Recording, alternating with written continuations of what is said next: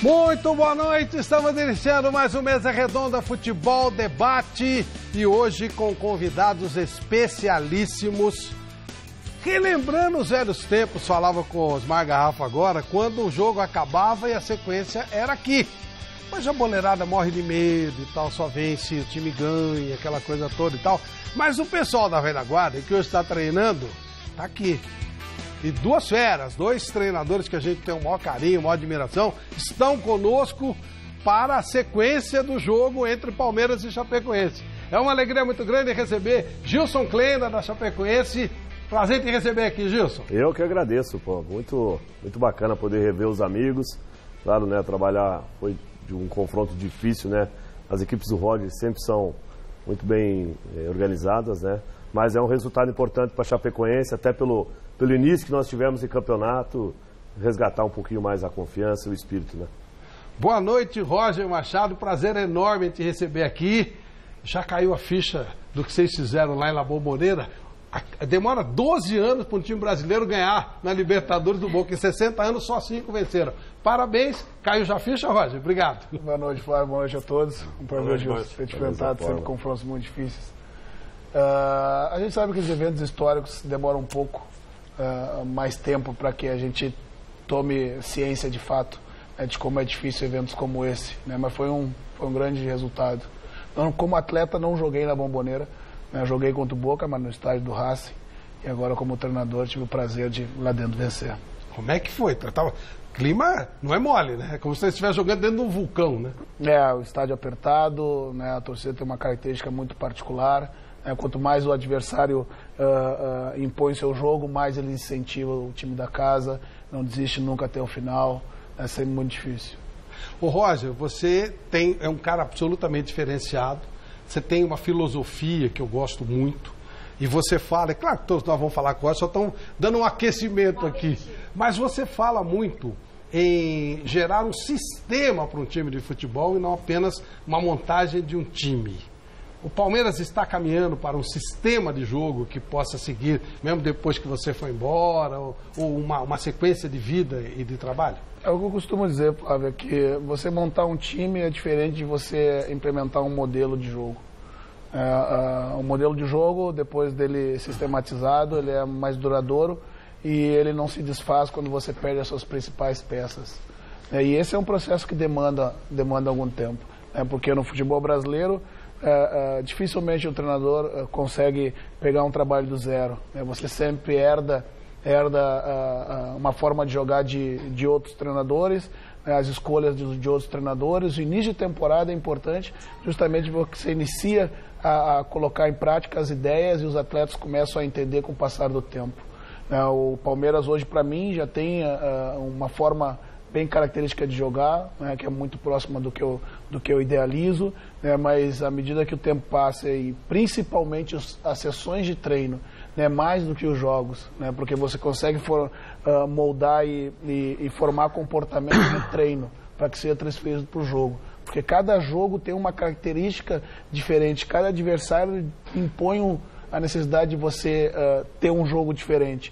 O jogo contra o Boca foi diferente do jogo contra o Gilson. A dificuldade que o adversário impõe é diferente. Então, o treino mais do que o jogo dá a capacidade de você conseguir fazer isso. Quanto mais tempo você tem, mais cristalino isso se torna. Bacana, Michele Janela, boa noite.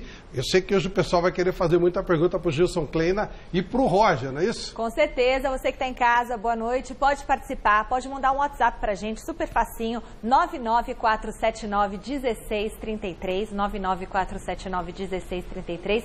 Faz a sua pergunta para o Roger Machado, faça a sua pergunta para o Gilson Kleina, o Caio Poltronieri, o Williams do site gazetesportiva.com. A gente vai estar separando vídeos, vai estar separando fotos e você que participar pode levar para casa. Eu vou escolher uma pessoa para levar para casa essa belíssima camisa do goleiro Zete. Ele mandou pra gente de presente, autografou, porque essa semana teve o dia do goleiro, e o Zete mandou pra gente, ó, o autógrafo dele ali. Então eu vou dar de presente para vocês. Acho que é tamanho G, tá bom? Uma camisa lindíssima, gente. Quase que eu peguei pro meu marido, porque meu marido é super fã do Zete.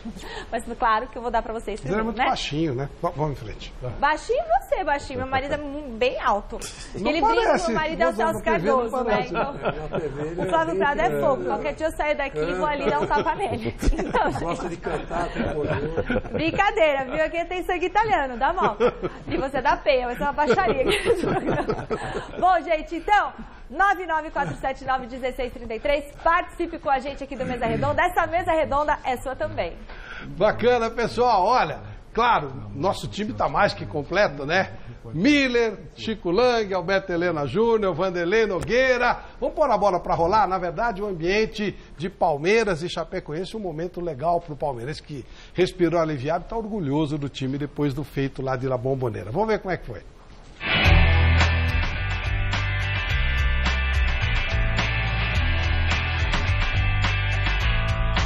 O Roger é nosso convidado no Mesa Redonda hoje.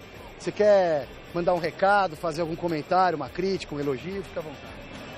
Eu, como marilense, viajei 500 quilômetros para vir para cá. A gente queria ver o Lucas Lima correr mais um pouco, mostrar mais um pouco de vontade, que ele parece estar meio amarrado, né? Tá meio segurado. Eu sou fã número 1 da Gazeta. Você é fã número 1 da gente. Roger Machado, nosso convidado no Mesa Redonda. Elogie, critique, elogio. Mande um recado para o seu treinador. Só que falta pelo um pouco mais de pulso, só isso. Gente fina pra caramba, muito. É de jogador. Gente fina, bom, craque, lateral, sem chance nenhuma. Agora, como comandante, ele faz uma boa estratégia, treina bem o time. Que falta um pouco mais de pulso. Mas é a história dessa família que me chamou a atenção hoje aqui em frente ao Allianz Parque. Essa é a dona Silmara, que perdeu o filho recentemente por causa de futebol. É isso? É isso. Que filho? Adson. Adson. Quantos anos tem o Adson? 8 anos. É esse molequinho aqui. Me conte melhor essa história, por gentileza. Ele saiu no domingo, dia 22, para ir para uma praça próxima de casa. E aí, após isso, eu fui procurar ele, não localizei. Por volta de 9h40 da noite, ele chegou com a camiseta do Palmeiras, não falou que tinha vindo para o jogo. E na segunda-feira, um amigo da minha filha mandou a matéria, né, que ele tinha fugido, porque ele tinha entrado no estádio do Pacaembu. Mas como é que ele conseguiu essa proeza sozinho? Ele conheceu um rapaz, o André, e aí acabou seguindo o André. O André encontrou com ele na Vila Mariana. Quem que é esse André? É um palmeirense. Maior de idade. Maior de idade. E segundo ele, na hora dele entrar, ele se misturou entre as famílias e conseguiu entrar e assistir o jogo. Ô Adson, você é maluco, hein, cara? Você não ficou com medo de fazer tudo isso sozinho, não? Não. Não? E hoje a senhora resolveu trazer o filho para ver o jogo. A convite do Palmeiras, o clube ficou sabendo desse drama todo e vai fazer o encontro dele com o Dudu, acho que é isso, né? É isso. O Sérgio conseguiu uma conversa com o Dudu. Ô Sérgio, vem cá. Conseguiu a conversa com o Dudu e aí atraiu que o Dudu vai conhecer ele hoje. Não, eu vi essa história no Twitter, né, da mãe do menino, que ele deu um drible na mãe, tragicamente, para ir pro estádio. E aí eu vi essa história, me comovi, e como ele ia sozinho, aí decidi ir atrás para tentar achar ele e entregar ele para o assessor do Palmeiras. É de uma família muito decente, eu fui na casa deles, eles moram numa comunidade na Cracolândia, a mãe tem 5 filhos, 3 netos, tem uma pequena lojinha, trabalha de doméstico e conseguiu entrar na faculdade esse ano. Pelo que você viu, a mãe não é viciada? Não. Ela mora nada. só ali na Cracolândia? São filhos educados. Entendi. E uma mãe muito educada, Entendi. que hoje faz uma faculdade, eu não lembro bem do que é, mas entrou esse ano, até os 18 anos, eu vou dar um avante para ele para ele poder vir nos jogos. Nossa, que legal, você Então, está pagando então um plano de torcedor para ele? mínimo, né? Mas pelo menos para ele ter a carteira do... Só pro Fujão? Isso. Pro irmãozinho não? É, só para ele por enquanto. É porque o irmãozinho é meio São Paulino ainda. É, né? ainda não se decidiu, né? Então, e além do que, ele já tentou ganhar a camisa de outro time e recusou a camisa. Então ele é palmeirense raiz mesmo, esse merecia.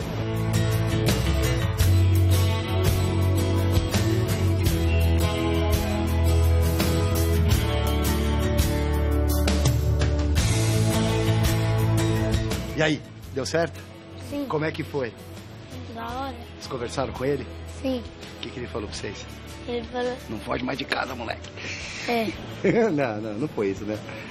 Mas foi bacana, né? Valeu a pena. Você também curtiu? Curti. E a emoção de pisar no campo do Palmeiras? É legal. Legal, né? Mamãe, resolvido o problema? Resolvido, acredito que sim. E agora aquele torcedor, o Sérgio, que vai dar um plano de sócio-torcedor de avante pro seu garotinho, como é que vai funcionar a logística disso? Ele vai trazer o seu filho de vez em quando nos jogos, é isso? É isso que ele falou, que aí toda vez que ele puder, ele vai passar em casa, vai pegar e vai trazer ele. A gente conversou com ele, né? Falou que ele ainda não pode fazer isso, né? Fugir da mãe para ir para um outro lugar, mas é o sonho dele que ele tinha de conhecer o Palmeiras, de ver o Palmeiras jogar, e hoje a gente pôde trazer ele aqui no nosso estádio para ver o jogo.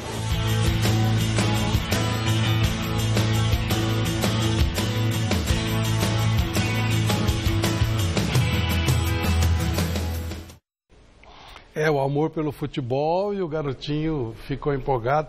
Ô Gilson, esse amor pela bola vem desde criança, não tem jeito, né? Não, isso aí é paixão, né? Você vê a atitude de um garoto desse aí, prova, né? O que ele sente realmente pelo futebol. E você vê o que o futebol representa, né, Flávio? Então tá de parabéns aí a ação que o Palmeiras fez, o Dudu. Esse é um moleque que pode ter certeza que na cabecinha dele hoje isso aí é mágico, isso aí vai perpetuar nos sonhos dele. Claro que fica o nosso conselho, né? Nenhum garoto tem que desprender dos pais. Mas foi um exemplo ali. Parabéns aí o Palmeiras, parabéns o gesto ali. Você é um garoto aí que se resgatou aí pro seu futebol, né? Futebol, esse mundo, ele é interessante, então, tá de parabéns. Ô, Flávio, só para complementar a matéria, explicar um pouco. Essa família mora lá na Cracolândia, né? A mãe dela, essa senhora aí, ela tem, além desse menininho, tem mais 3 filhos. E ela trabalha. Eles moram lá porque não tem... É barato, sei lá, não tem outro lugar para ficar. Então, ela mora lá, mas ela trabalha, ela tem o emprego dela, carteira registrada, tudo. E, de repente, o moleque sumiu. E ninguém sabia onde o cara estava, né? Imagina o susto. Imagina o susto, o desespero, porque ela é uma mulher que sabe, não deve nada para ninguém. Né? Não é usuária, não é traficante, não é nada. Mas mora naquela região por ser barata, né? Tem condição de pagar aluguel. E quando descobriram isso, e o Palmeiras topou fazer essa ação, foi muito legal, porque isso é uma maneira de mostrar que o futebol, como disse o Gilson, ele resgata, ele é uma forma de você resgatar a ordem social, você resgatar valores, você ensinar para a criança o que é certo e o que é errado. Claro. Então, todo mundo falou para ele aí, o moleque não foge mais de casa, né? Assim, não pode fazer isso. Não, claro. Quer dizer, eu garanto para você que não vai fugir mais. Agora, quando quiser ver o jogo, vai com o conselheiro do Palmeiras. Então, é isso aí. É mais uma criança, uma iniciativa, assim, insignificante, vamos dizer assim, uma iniciativa aparentemente insignificante, ela resgatou, talvez, um cidadão para a sociedade. Sem dúvida. Que daqui 10, 20 anos vai ser um médico, vai ser um advogado, sabe? Ele pode ser o que ele quiser. Ô Roger, o que seria de você se não fosse o futebol? Pois bem, Flávio, a minha família já é muito ligada ao futebol, né? Meu irmão mais velho também já jogou, né? Meus tios jogaram profissionalmente, né? Num nível mais baixo do que eu consegui alcançar, mas viveram do futebol. Bem provável eu faria outra coisa, obviamente, mas o futebol me abriu muitas portas, né? Foi muito importante. Eu disse, o esporte é uma grande ferramenta de educação. Nós vivemos o futebol desde muito cedo. Vivemos com uma bola nos pés, crescemos com ela, por isso que eu respeito muito o torcedor e quem fala sobre futebol, porque todos nós entendemos com um nível de profundidade o jogo, porque nós vivemos desde muito cedo o futebol. Né? E quando você vê ações como essa, né, o futebol fazendo que, mesmo que seja errado, um menino querendo se aproximar, né, do jogo, né, isso faz bem. O futebol é o esporte mais democrático de todos. Porque onde joga, né, joga o mais gordinho, joga o baixo, né, joga o lento, joga o rápido. Em outros esportes tu precisa, agora recentemente, adaptar a regra para que, né, tivessem outros jogadores, né, menores, como no vôlei, né, no basquete também tu consegue alguma coisa, mas o futebol é o mais democrático de todos. E pode ser uma grande ferramenta educacional. Isso que a gente tem que brigar. Por isso é a responsabilidade da gente que estamos no meio. Nós não vivemos só o futebol. É como ferramenta educacional que a gente também tem que ver. Na Premier League, o clube é obrigado a ter ações sociais para que ele seja aceito na liga. Ele é obrigado. O Chelsea está liberado, tem que atender, por exemplo, o hospital. Ele pode escolher o que ele quiser. Se ele quiser fazer uma série de escolinhas, E a gente vê, por exemplo, só para dar um exemplo, que é uma região que eu conheço e que eu vivo lá, que é a Zona Leste, o Corinthians, perto do campo lá do Corinthians, tem 58 campinhos. O Corinthians nunca aproveitou-se, entre aspas, disso para ajudar essa molecada, para integrar a molecada, para fidelizar a molecada ao clube. Ô Miller, o que seria de você se não fosse o futebol? Opa, não estaria aqui. O futebol me proporcionou tudo, né? Desde pequeno, eu vim de família muito pobre, né? De Mato Grosso até São Paulo, de busão, 16 horas. Como é que faz? Cheguei sozinho aqui em São Paulo. Claro que hoje mudaram as leis, não existe mais isso, né? Mas eu vim sozinho, com 15 anos de idade, a chuteira debaixo do braço, e fui fazer teste no Portão 4, lá do Morumbi, que você conhece muito bem. E aí acabei ficando, quer dizer, mas chorava... Você passou no primeiro teste, Miller? Passei, mas chorava quase todos os dias com saudade da minha mãe, porque até com 15 anos, a nossa casa era muito pequena, então eu e meu irmão caçula, a gente dormia junto com os nossos pais. Ai, que fofo. Então era, para cortar esse cordão umbilical foi muito difícil para mim. Fiquei um ano chorando com saudade dos meus pais. Um ano? Um ano chorando com saudade dos meus pais, mas aguentei o tranco e consegui vencer. Então eu devo tudo mesmo ao futebol. Pelé chegou a fugir, né, Helena? Da concentração, quando ele veio fazer teste no Santos. O massagista o salvou e nos salvou, né? Ajudou bastante. É muito isso, né, dessa integração social. Não, o futebol é o grande caminho, né, para as massas mais famélicas deste país, né? Infelizmente, temos uma imensidão de pobres e miseráveis que só tem um caminho, isso de 500 anos, né? É uma herança de 500 anos, que o único caminho que tem para sair da miséria, da pobreza, é o futebol. E o show business, mas mais o futebol. Mais o futebol, mais gente, é verdade. Olha, Roger Machado e Gilson Kleina se enfrentaram agora à tarde. Na verdade, Palmeiras e Chapecoense, né? Vamos ampliar a coisa. Vamos ver como é que foi.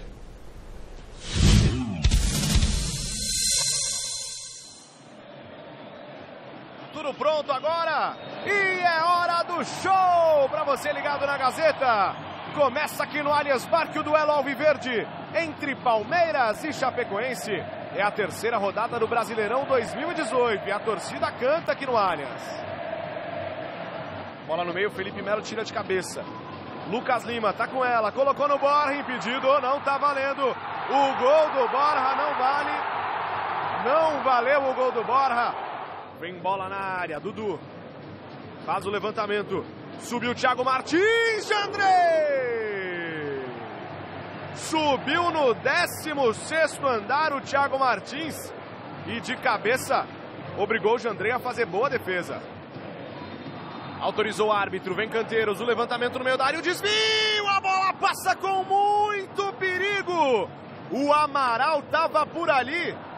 Não teria como defender o Everton se essa bola vai no gol. Aí o Amaral, ex-jogador do Palmeiras. Autorizou o árbitro, vem Canteiros mais uma vez. O levantamento, subiu o Wellington Paulista no segundo poste, tá lá! Impedimento marcado.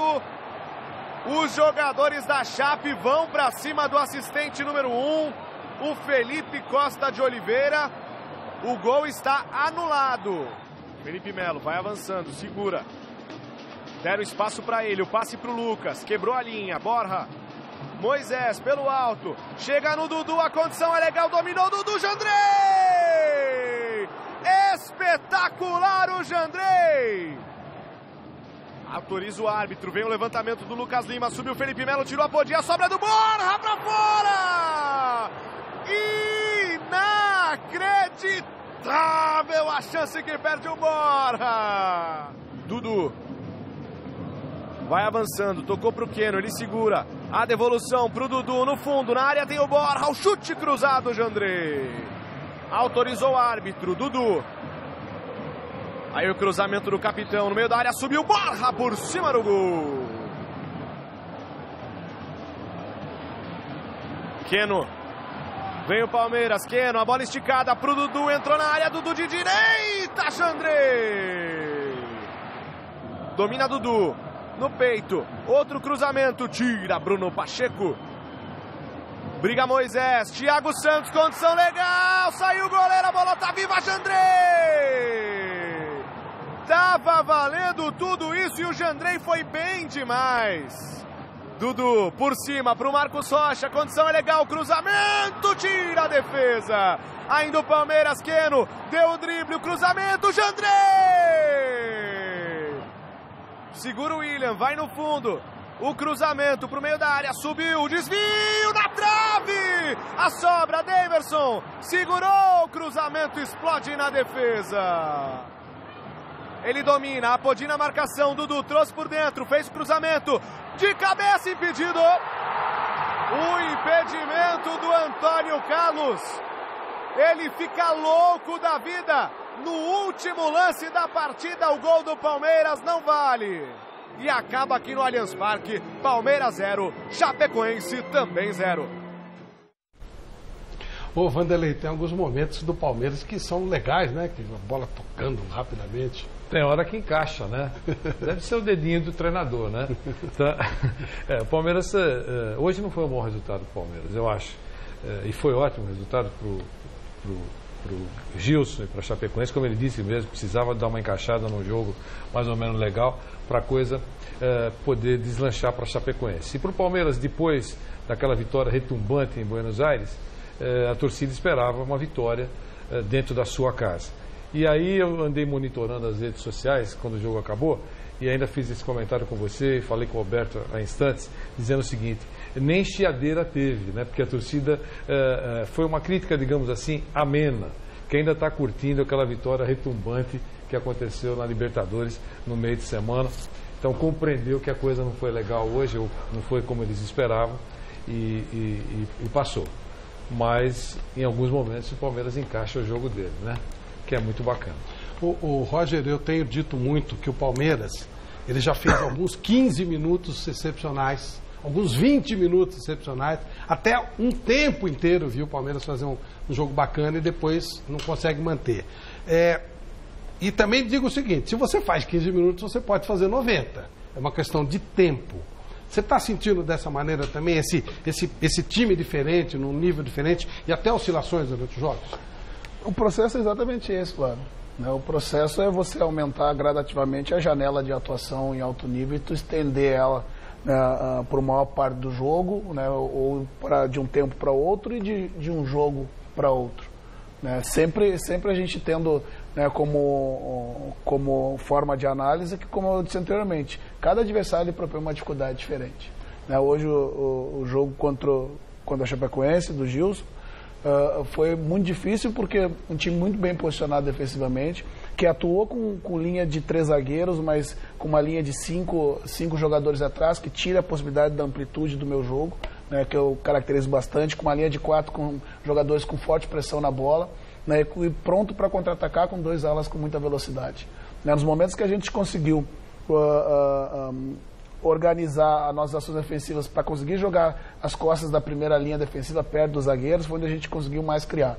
No segundo tempo, com uma postura mais dentro do campo da Chapecoense, daí já não mais com o Miguel, já com o Daverson, um jogador de área, onde a gente podia explorar um pouco também as jogadas laterais, a gente seguiu pressionando, mas há que se salientar o mérito, né, da equipe do Gilson, de bem posicionada, marcar as nossas principais individualidades e sair com um placar que deixar 2 pontos em casa, a gente sabe que no brasileiro nunca é bom, né, mas esses pontos nós temos que recuperar fora. Né, hoje foi resultado que não foi junto com o desempenho, né, mas o desempenho houve, o resultado é que ficou aquém do que a gente esperava. A gente viu aí vários lances importantes. Aliás, vamos ver o que os jogadores acharam desse jogo após a partida. A gente fez o que pôde, né?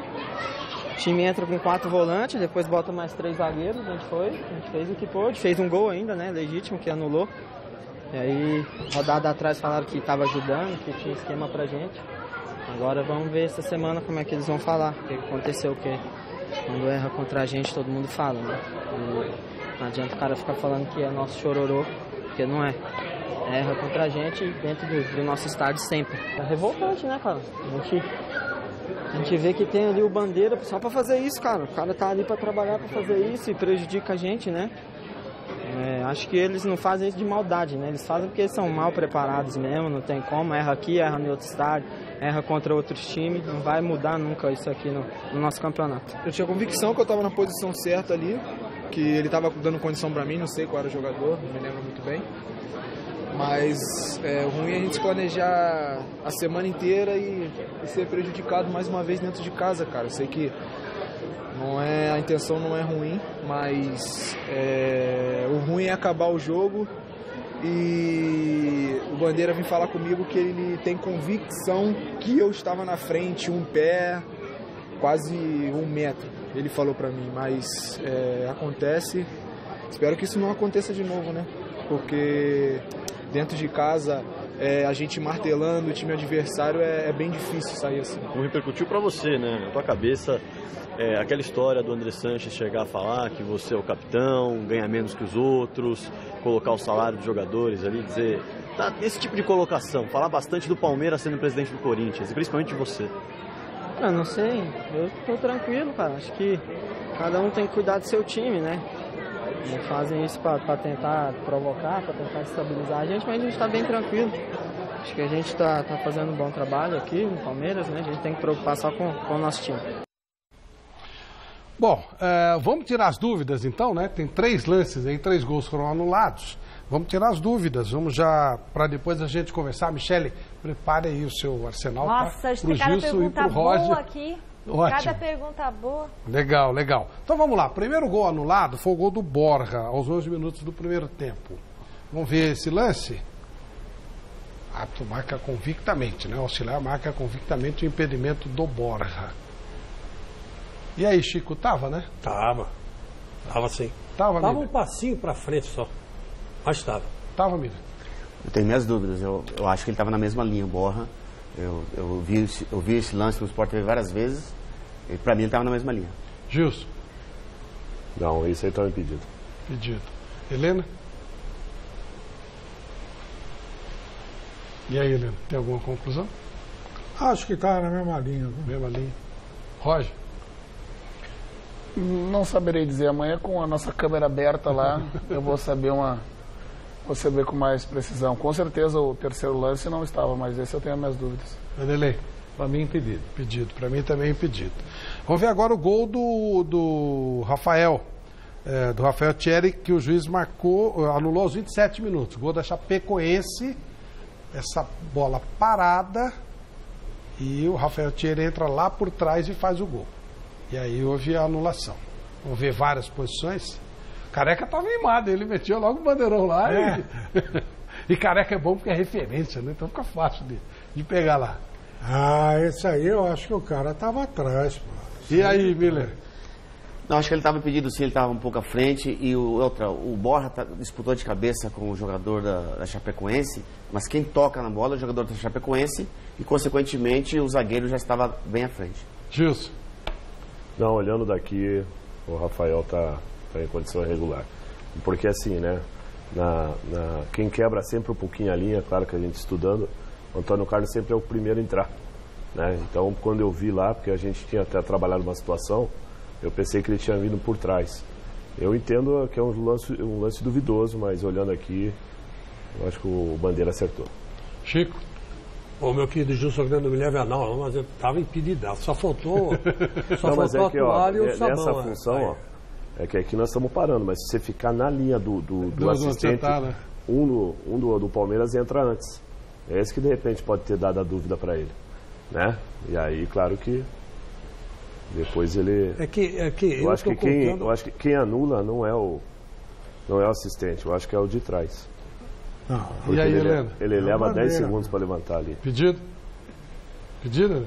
Eu? Sim. Não, acho que não. Não estava. Roger? É difícil. Se não está no ângulo da linha do bandeirinha, é difícil a gente o que eu acho fazer também. Qualquer precipitação. Olhando daqui é tranquilo, mas na linha do assistente ele... Mas não houve um desvio no primeiro pau ali? Mas foi do jogador Chapecoense. Mas foi o Wellington que caiu. Então, se fosse direto para ele, não estaria. Tá certo. É como o Miller falou. Caminho, houve um desvio e... Sim, então, como eu disse, ele disputou de cabeça com o Borja. O Borja nem toca na bola. Quem sobe é o jogador da Chapecoense. Exatamente. Claro. E o zagueiro do Gilson está bem à frente ali, ó. Pra você, não tem nem que contestar. Pedido, né? Eu quero retificar meu voto.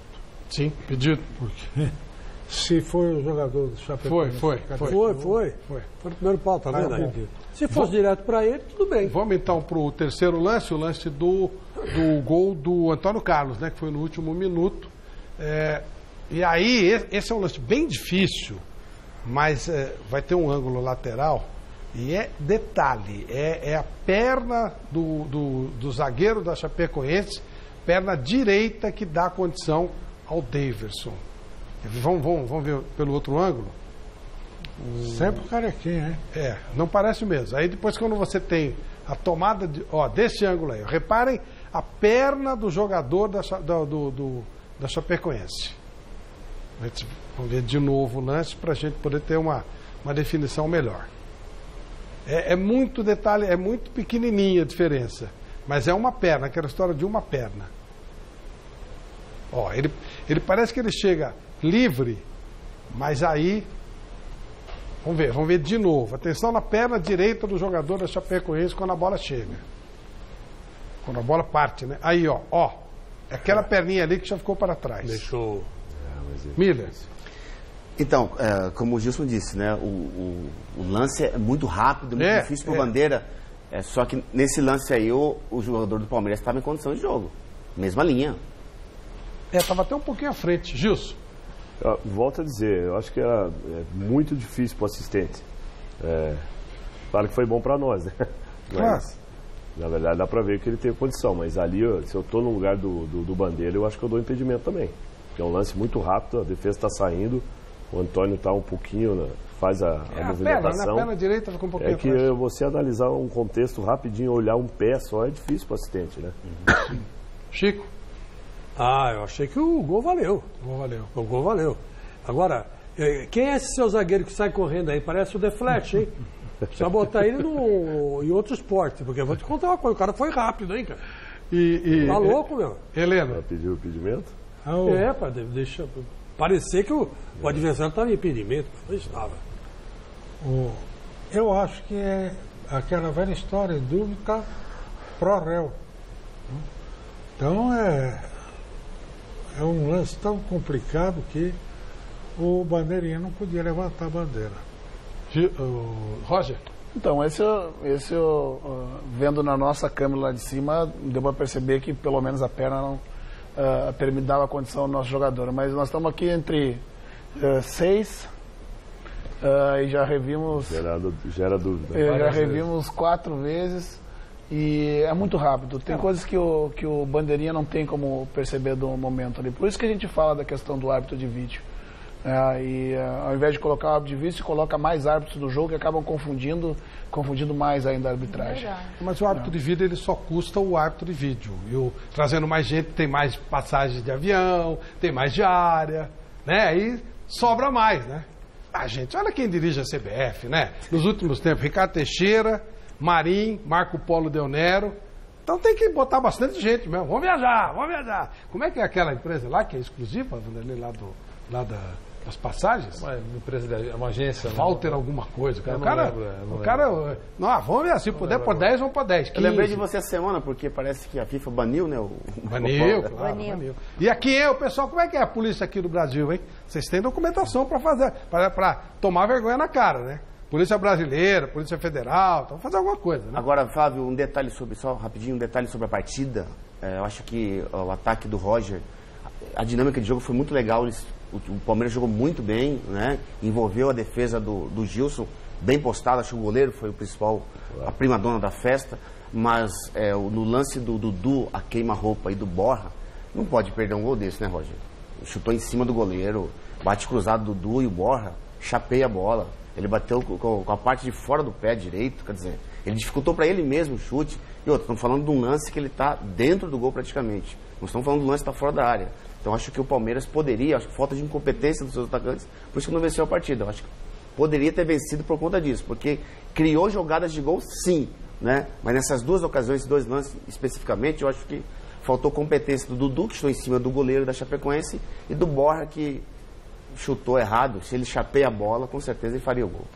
Ele faltou ser do impedimento. Sobre esse último lance, eu achei que a posição era normal, mas também esse é o típico, que já foi dito aqui, que a gente não pode cortar a cabeça do nosso queridíssimo auxiliar, né? Porque esse é um lance difícil mesmo, é tudo muito rápido. Esse é um lance que não merece crucificação, arbitragem. O que a gente bate é quando é um lance assintoso, quer dizer, é muito flagrante aquilo que acontece, e até mesmo aquela tão badalada ultimamente interferência externa, que as coisas ficam muito visíveis, né? Nesse caso, foi um erro mesmo, o lance foi normal.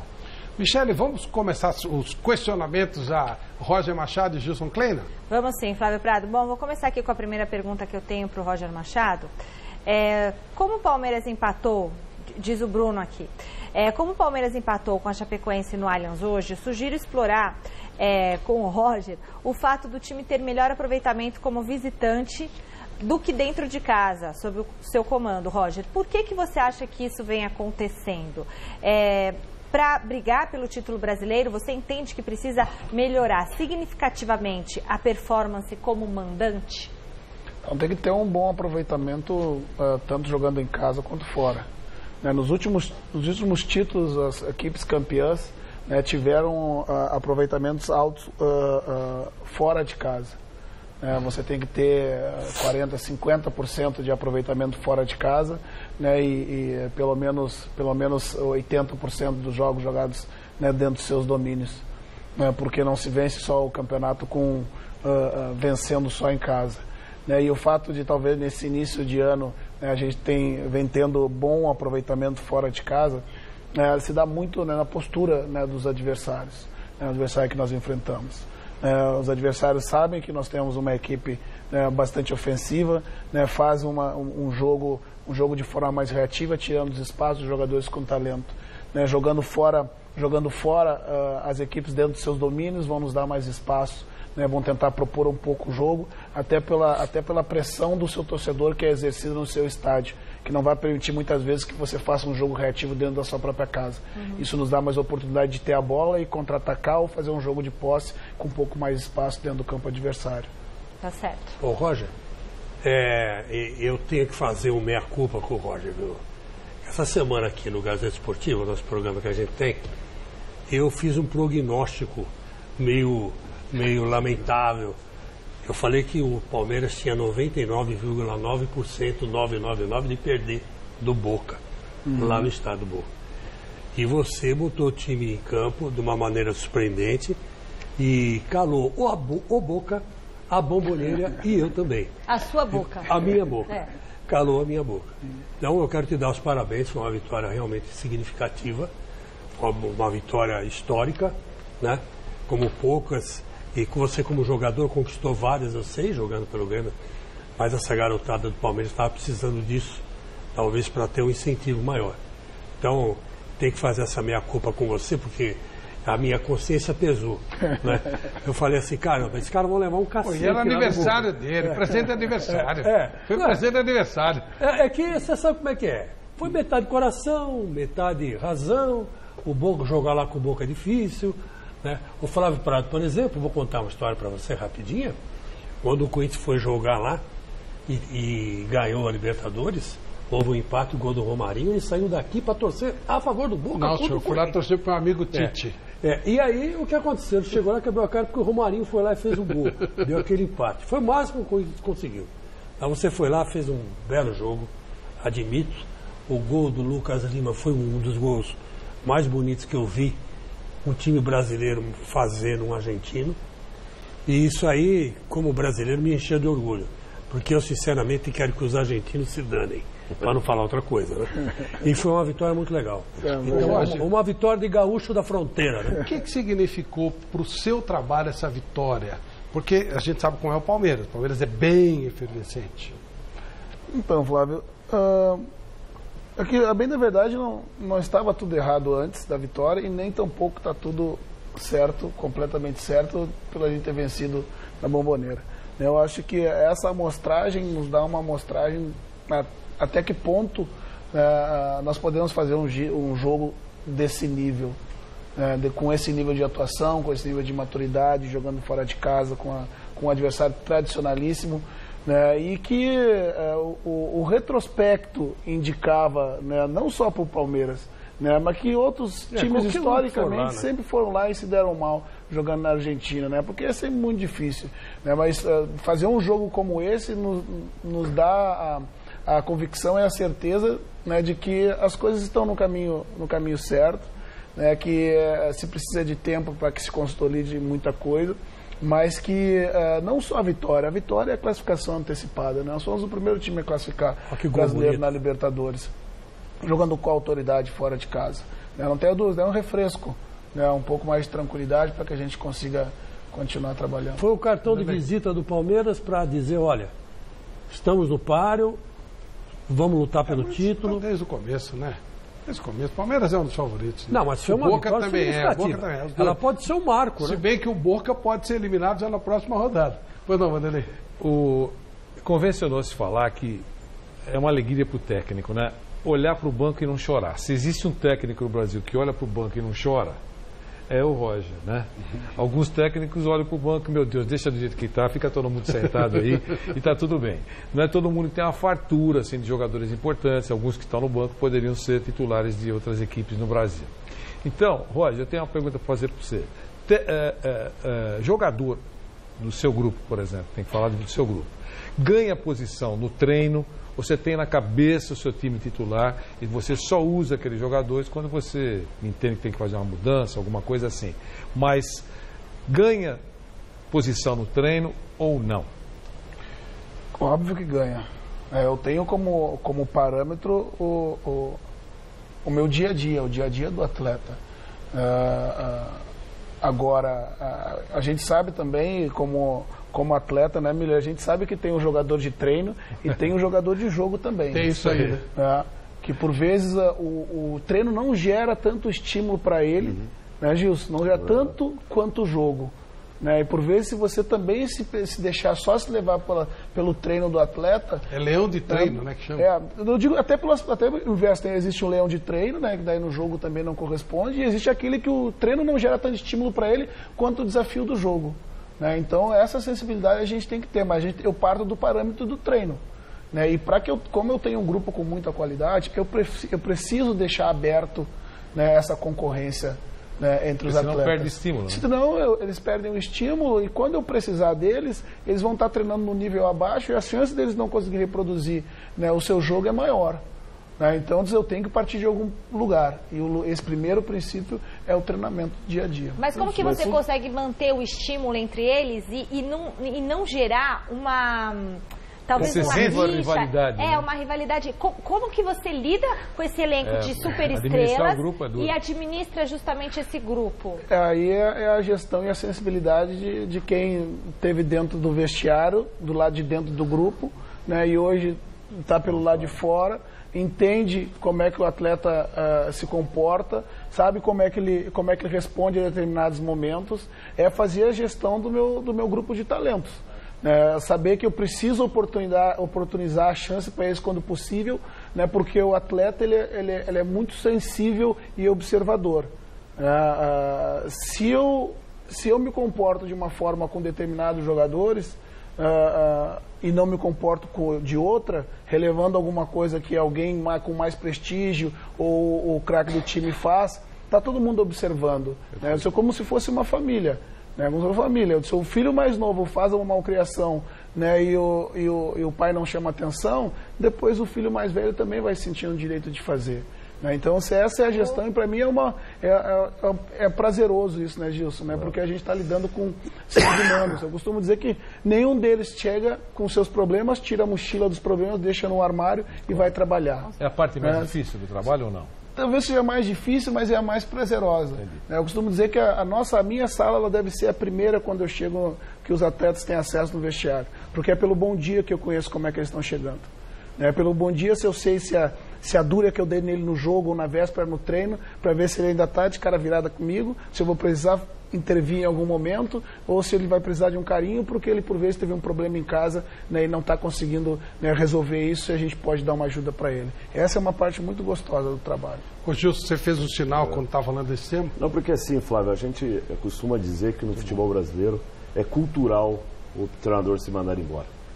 Mas por que quando você perde um jogo, perde-se a convicção no trabalho do treinador? O Roger acabou de falar, um atleta com problema é um homem com problema, é a mesma pessoa. Não é porque ele chega com um problema, ele coloca a chuteira, pronto, acabou meus problemas.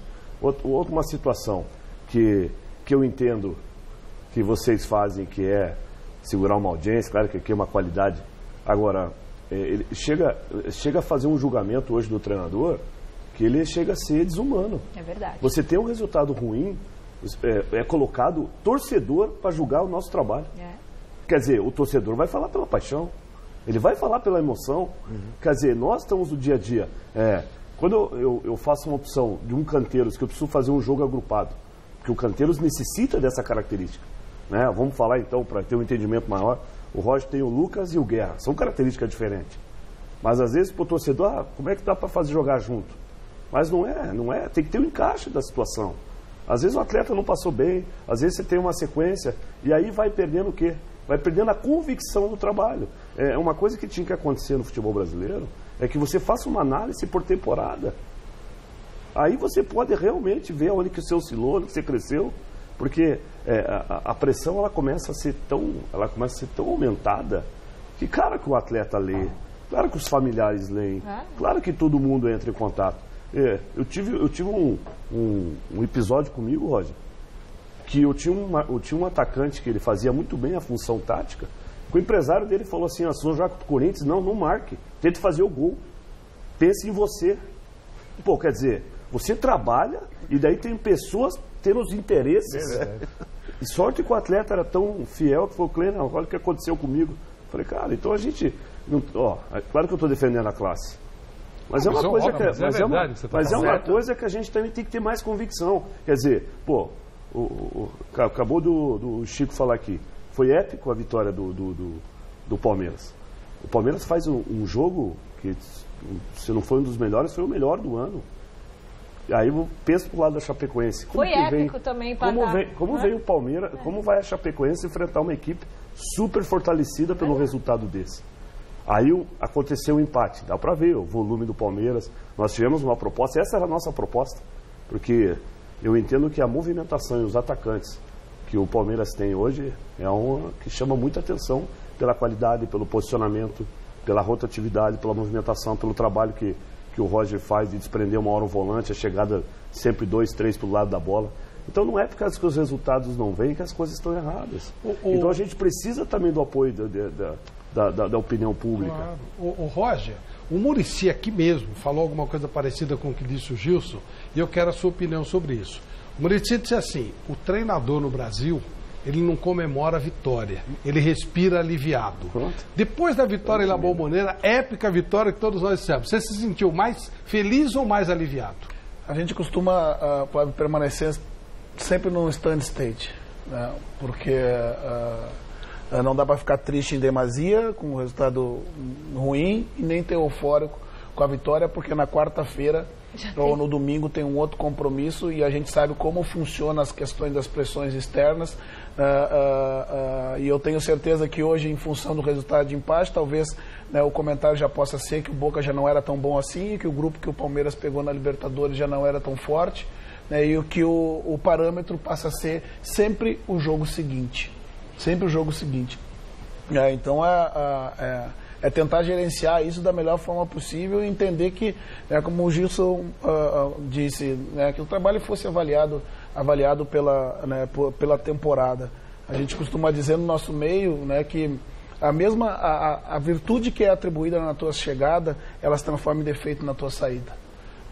Ou seja, né, você é o técnico disciplinador, você é o técnico bom de grupo, né, seus treinamentos não são bons, mas você consegue gerir um grupo. Quando ele vai embora depois dos insucessos, não adianta ser só disciplinador, não adianta ser só bom de grupo se o treinamento não for bom.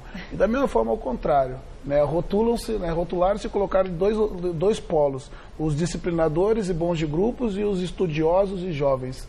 né, que é mal para o futebol. Então você chega como estudioso e como jovem e você sai com pouca experiência, né, e que só o estudo não adianta nada no futebol e o negócio é vencer. Né? Não é fácil, né, mas as convicções que a gente tem, por isso que eu respeito muito o trabalho, né, de todos envolvidos no nosso meio, né, mas eu não leio, não vejo, não escuto, né, porque senão entender que quem vive na superfície possa ter um conhecimento mais apropriado do que eu que vivo o dia a dia, né, e possa me influenciar por isso também, assim como muitas vezes o torcedor se influencia, né, a gente acaba perdendo a convicção no que a gente acredita e por vezes desvirtua o que a gente pensa. Parabéns pela sua resposta, gostei muito. Eu lamento muito que o meu querido Roger não leia, não ouça, não procure conhecer as opiniões das pessoas que não estão na intimidade do futebol, lá no vestiário, mas que viveram o futebol, que veem o futebol, que estudam o futebol e que são capazes de oferecer talvez uma ou duas drágeas de conhecimento, porque eu sou um dos, se não fui o primeiro, talvez um dos primeiros a saudar a entrada do Roger como treinador no futebol brasileiro, ouvindo ele falando da televisão, porque se eu não tivesse ouvido, não tivesse lido, eu não conheceria o pensamento do Roger.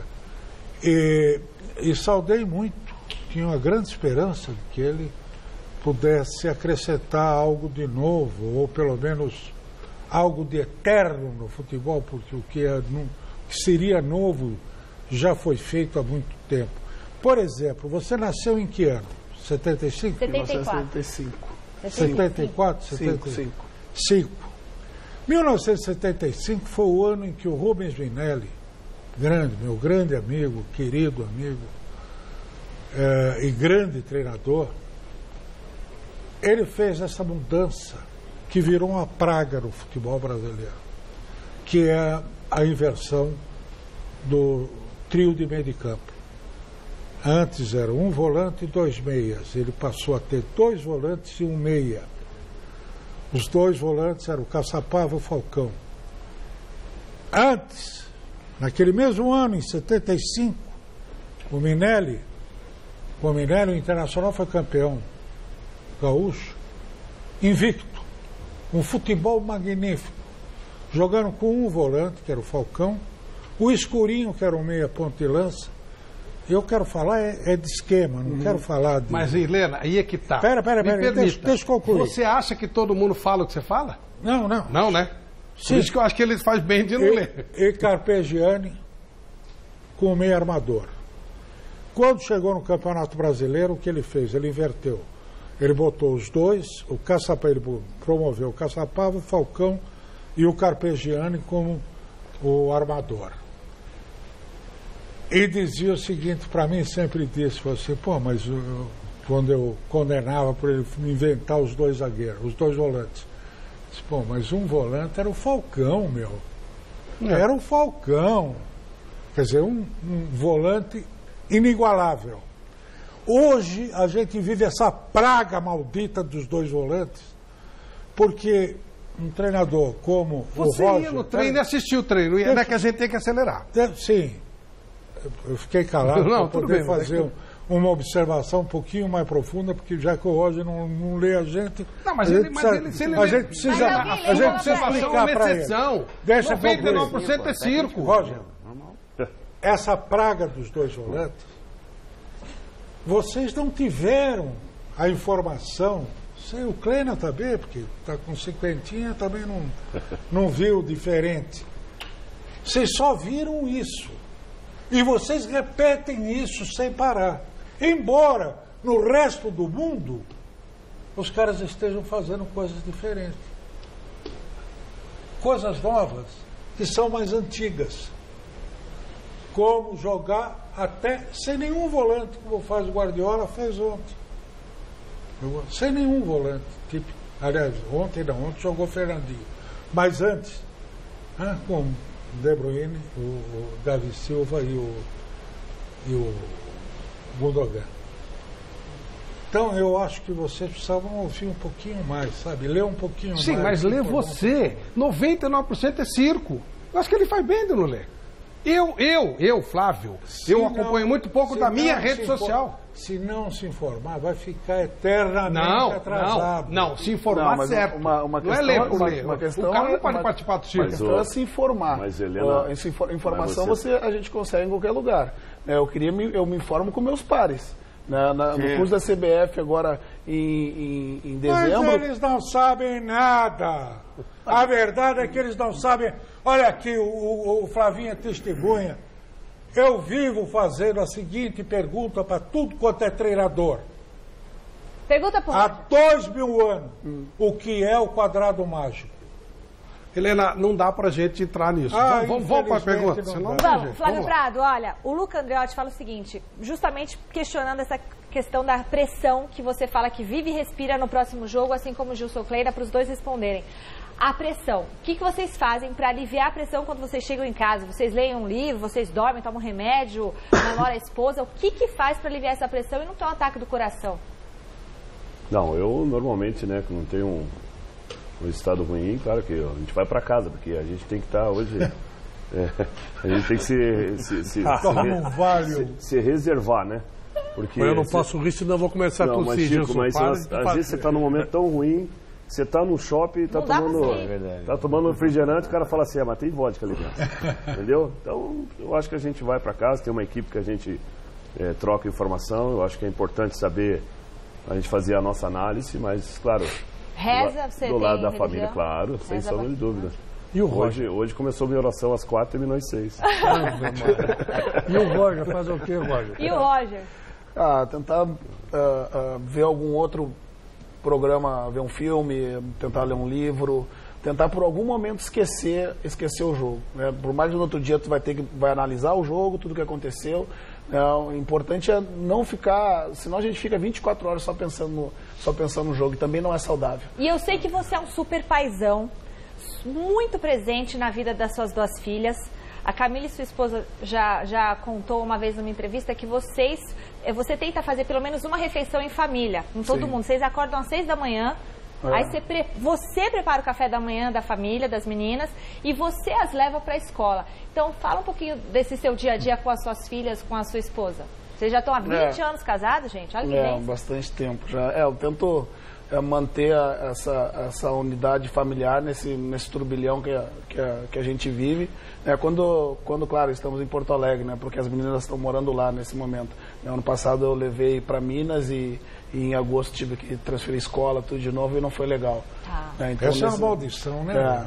Então, nesse momento, elas ficam em Porto Alegre, mas sempre que possível, o objetivo é sempre esse, fazer pelo menos uma refeição em família, né, para que a gente tenha um contato, eu possa saber da escola, como é que foi o dia a dia delas, da escola, né, e deixar de uma certa forma que elas não se contaminem muito com esse nosso meio. Né, hoje a minha esposa queria ir no jogo, mas as duas não quiseram. Eu não vou, pai. O Roger. Não vou, te xingam muito da arquibancada. Voltando ao campo, o Grêmio campeão da Libertadores tem quanto de Roger Machado? O Grêmio campeão da Libertadores tem quanto de Roger Machado? Tem um trabalho que foi iniciado e um trabalho de quase um ano e meio à frente do clube. Como eu respondi na pergunta anterior, num comentário que eu disse que o futebol brasileiro dificilmente tu consegue iniciar um trabalho do zero. Você sempre herda coisas muito importantes do treinador anterior. Eu sempre falo sobre o fato da seleção brasileira. O Tite herdou muito do trabalho do Dunga. Se não do sistema, herdou muito das escolhas prévias que ele fez e que hoje, associadas às ideias e o complemento das escolhas do Tite, a seleção está nesse nível.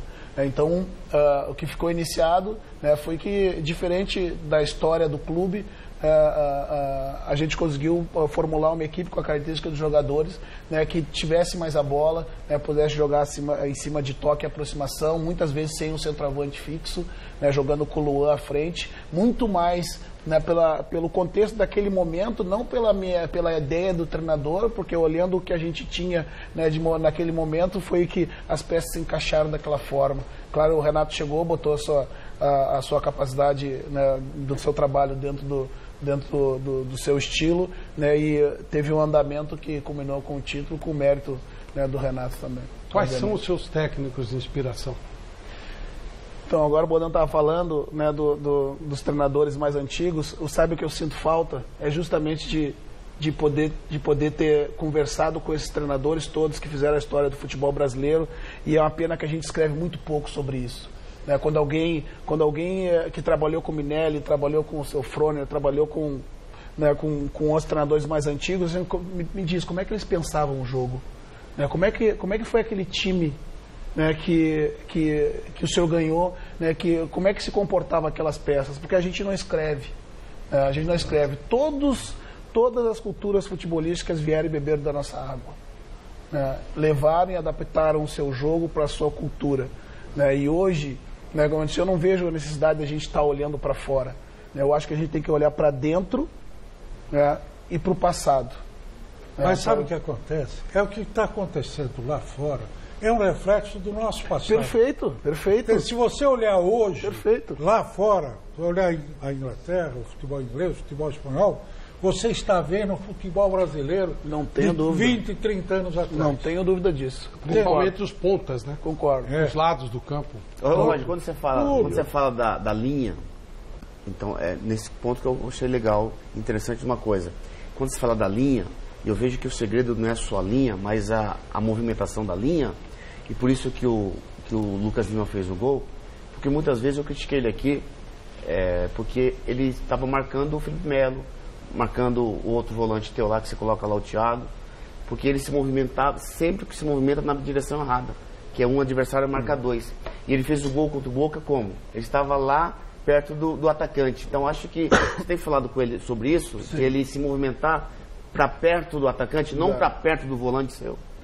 Muito. Porque também é preciso que a gente tenha um pouco de paciência, né? Porque é um jogador que faz muito tempo, né, uma movimentação diferente, né? E contextualizar o porquê, né? Se alguns jogadores de gerações pautam, né, o futebol em determinados países. Né? Se a gente, o nosso lateral direito eterno, Carlos Alberto Silva, né, que faleceu... Torres. Quando ele faleceu, eu vi que ele fez quase 100 gols como lateral na década de 60, 70 que ele jogou, né? 60, 70, né? 60 e 70. Eu digo que eu dei azar, Miller. Né? Os ponta direita acabaram depois no futebol. Os ponta esquerda tudo viraram quarto homem de meio campo. E eu marquei todos os ponta direita rápido, forte, habilidoso. Né? Eu tomava uma suga todo final de semana, eu tomava uma suga. O que aconteceu? Mas você jogava bem também. Era bom marcador. O que aconteceu? Nós começamos a tirar os jogadores de lado. Os nossos centroavantes não eram tão altos como hoje são. Né? Por quê? Porque à medida que nós tiramos jogadores de lado que ou tem a vitória pela habilidade, ou tem pela velocidade ou pela força, e eles vieram para dentro, ou viraram meio, ou viraram um terceiro homem de meio, nós continuamos precisando da amplitude no campo. Essa amplitude foi dada com os laterais. Os laterais sabem cruzar mais do que driblar. Isso aí. O que aconteceu? A proximidade de você ter os jogadores para entrar na área, né, a linha defensiva se fechou e o Reinaldo, que tinha menos de 1,80 m, passou a ter dificuldade de jogar entre os zagueiros defensivos com a linha fechada. A gente teve que fazer o quê? Subir a estatura do nosso centroavante. Né? E o nosso meia, que muitas vezes entrava para dentro da área, porque depois dos nossos centroavantes, quem eram os maiores artilheiros eram os nossos camisa 10. Não diga o nosso meia, diga os nossos meias. Os nossos meias, né? Os nossos meias, exatamente. Os nossos meias que entravam para dentro da área, eles entravam porque tinham 8 que empurravam eles para dentro da área e viravam articulador dentro do campo de ataque. Exatamente. Porque não tinha 2 volantes. Era um maldito volante, só. Mas a gente tem que entender o que é característica e o que é função. Sim. Característica e função são coisas diferentes. Exatamente. Isso aí. Quando se fala em dois volantes, são dois caras que têm mais ou menos a mesma função. Isto é, marcar mais do que armar. Tá, mas tu vê hoje no time do Palmeiras. Tu vê hoje no time do Palmeiras esse? No Palmeiras você tem. Eu acho que o grande problema do Palmeiras, da armação, está exatamente na existência de 2 volantes, o que está prejudicando a vida do Lucas Lima. O Lucas Lima, ele acaba indo para um dos lados do campo e os dois volantes que ficam para a armação. E eles não têm competência para isso. Não, senhor. Não, discordo de ti. Pode Tanto o Felipe Melo, que é um excelente passador, como o Bruno, que é um segundo volante. Não é primeiro volante, toda hora ele está na entrada da área. Ele é um dos artilheiros do time. Mas não é para armar. É isso que vocês não estão entendendo, a diferença do volante e do meio armador. O volante chega, o Paulinho, lá no Barcelona, ele é um volante que chega toda hora, está fazendo gol, mas não é um armador. O meio armador, antes você tinha o volante, um meio armador e um meia mais próximo da área, que é o que hoje vocês chamam de 10. Entende? E mais 2 pontas e um centroavante. Então o que acontecia? Um volante, um meia armador. Esse meia armador era um cara que tinha uma visão de jogo muito grande, habilidade no passe, no drible e na chegada. Um jogador como é o Lucas Lima. Como é o Lucas Lima. Só que ele não joga ali. Ele não joga na posição de meio armador. Ele joga caindo para um lado, para o outro, procurando espaço. Por quê? Porque os dois volantes estão ocupando essa função. E os volantes não sabem armar. Eles podem saber chegar, podem saber lançar, mas não sabem armar. Não, essa que é a diferença. Com respeito, mas não concordo com a tua opinião. Até porque talvez um dos grandes problemas no futebol atual seja se imaginar que apenas um camisa 10 arme o jogo. Eu acho que o camisa 10, apenas que o camisa 10 arme o jogo.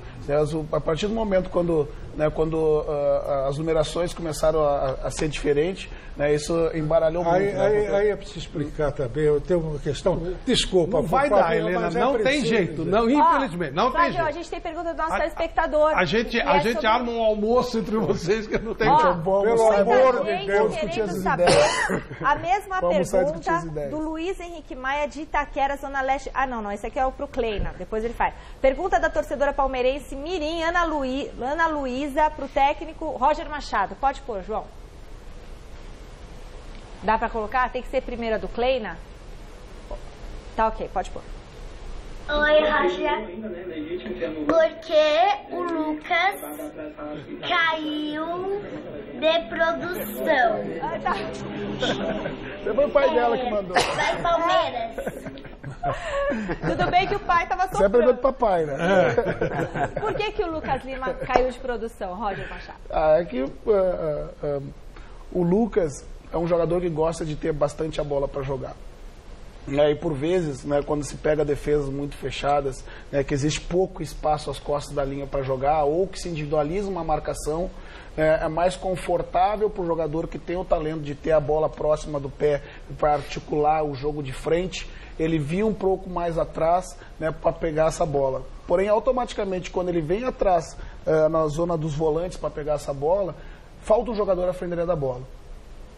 Um dos volantes ou um lateral acaba se desprendendo para aquele momento. Como é um jogador que arrisca passe entre linha, por vezes quando ele tenta esse espaço não vai ter sempre êxito no que ele vai fazer, a gente pode sofrer um contra-ataque e aí sim ele não é um volante para retenção daquele contra-ataque que é gerado. Então o nosso jogador articulador do time, do futebol brasileiro, que muitas vezes caracterizou de pegar a bola aqui, pega dali, pega de lá, pega daqui, ter sempre o controle dela, o que eu sempre saliento para o Lucas, e para todos os jogadores dessa forma, que eu não preciso que ele toque na bola todas as vezes, venha caribar sempre o jogo, mas que ele procure uma zona mais adiantada perto do gol, onde a qualidade dele pode fazer a diferença. E às vezes não dá para fazer Sabe isso. o que acontece, Flavinho, do Lucas Lima? Um detalhe interessante. No Santos, ele tinha referências que ele podia jogar a bola na frente e ele chegava. Tipo o Ricardo Oliveira, você disse? Bruno Henrique, Ricardo Oliveira. Então, quando ele voltava, como ele faz no todo time às vezes, ele voltava aqui atrás, lançava na frente. Não, no Palmeiras é diferente. Por quê? Ele volta, o Dudu não recebe bola na frente. O Dudu vem para receber no pé. O William vem para receber no pé. O Borja também. Isso mata aquilo que ele quer fazer. Quando ele recua para quê? Para dar o lançamento. Então, por isso que às vezes, é que você falou, as jogadas do Palmeiras não são obrigadas todas a passar pelo pé dele. Não, não é? É isso que você quer dizer, não é isso? Exatamente. Quando ele está pedindo para falar faz tempo. Não, mas eu aguardo. Eu não deixei. Nenhum problema. Eu queria fazer brilhante. Eu queria fazer uma pergunta para o Roger, saindo um pouquinho desse tema. Roger, não foi uma crítica, foi uma constatação. Não, perfeito. O Roger tem 43 anos, né? E tem uns 44. Não, 43. Fiz 43 anos. E o goleiro dele, titular hoje, tem 36 anos, né? Que é o Jailson. Então, o jornalismo, se falou muito de jornalismo aqui, jornalismo, uma das grandes missões é encontrar boas histórias. Às vezes, aquele que você acha que é uma grande história não é tão importante quanto aquele que não está muito no foco, você vai conhecer um pouquinho mais, Sim. Você sabe o que eu vou querer dizer. Quer dizer, esse Jailson é uma história fascinante. É de alguém que estava absolutamente desaparecido e, por uma circunstância da vida, apareceu para jogar. E ocupou espaço e foi um monstro agora em Buenos Aires. Você falou aqui há instantes, eu prestei bem atenção no que você falou, que existe jogador de treino, jogador de jogo. Aquele que você pode confiar. E um grande teste é o cara jogar contra o Boca em Buenos Aires e fazer aquilo que ele fez. Então, e você deve conhecer mais do que todos nós aqui, um pouco da história, da dificuldade, do sonho desse cara, que estava quase que encerrando a carreira, porque vem um garoto aí, vai embora. E ele hoje é um goleiro que todo torcedor do Palmeiras ama e você deve estar muito feliz com o que ele está fazendo. Então eu queria que você falasse um pouquinho desse cara que você conhece mais por estar lá na tua salinha, você falou que tem a salinha lá, do que todos nós aqui. Esse é um personagem, tem uma história que eu acho que é fascinante. É verdade, né? Eu brevemente vou relatar o que aconteceu no começo do ano, né? Então, com relação aos goleiros de um modo geral, né? O primeiro amistoso do ano, o único, na verdade, antes da estreia do Paulista, como que a gente faz muita gestão, né, Miller? Eu botei o Everton por primeiro. Eu lembro. O Praz por segundo e o Jailson por terceiro.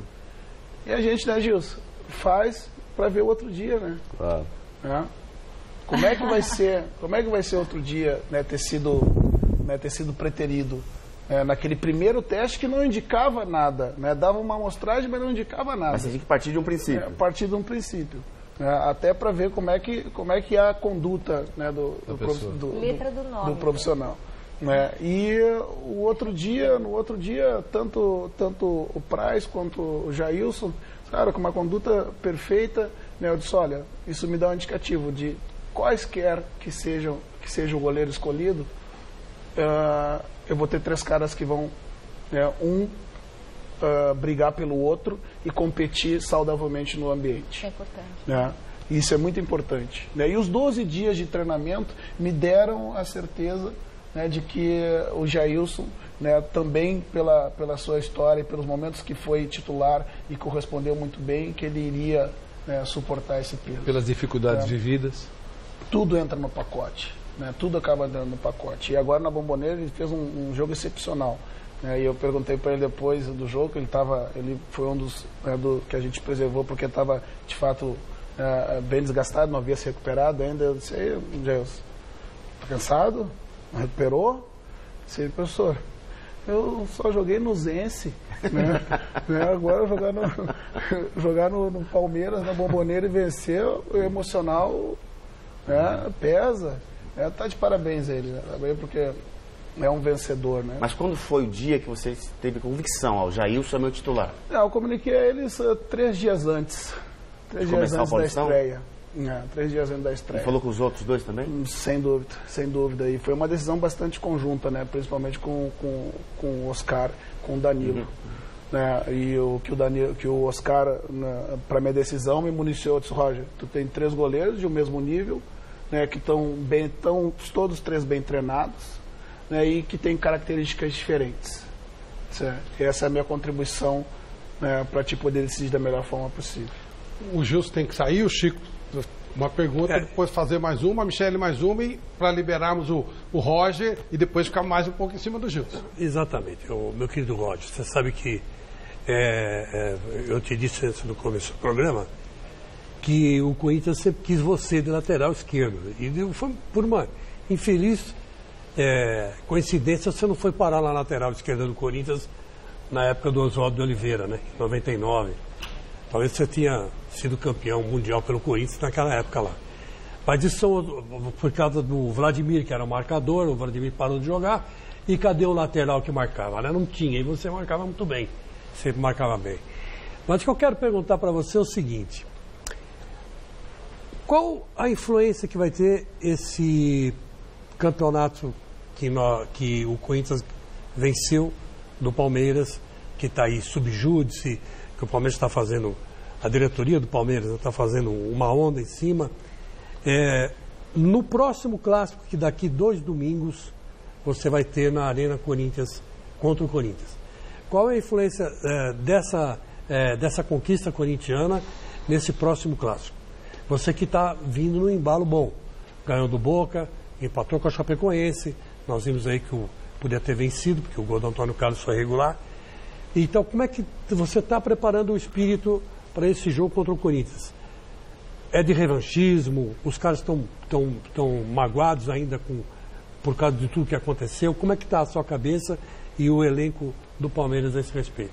Eu vou trabalhar no momento adequado, né, porque a gente tem compromisso antes do clássico, trabalhar para que não influencie. O que é feito externamente, né, o que está sob júdice está bem administrado, né, pela parte jurídica do clube. Né, e no dia a dia o trabalho é para trabalhar o time para jogar.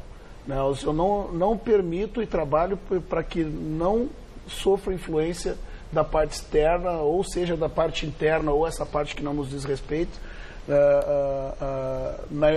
no que acontece no dia a dia por consequência dos jogos.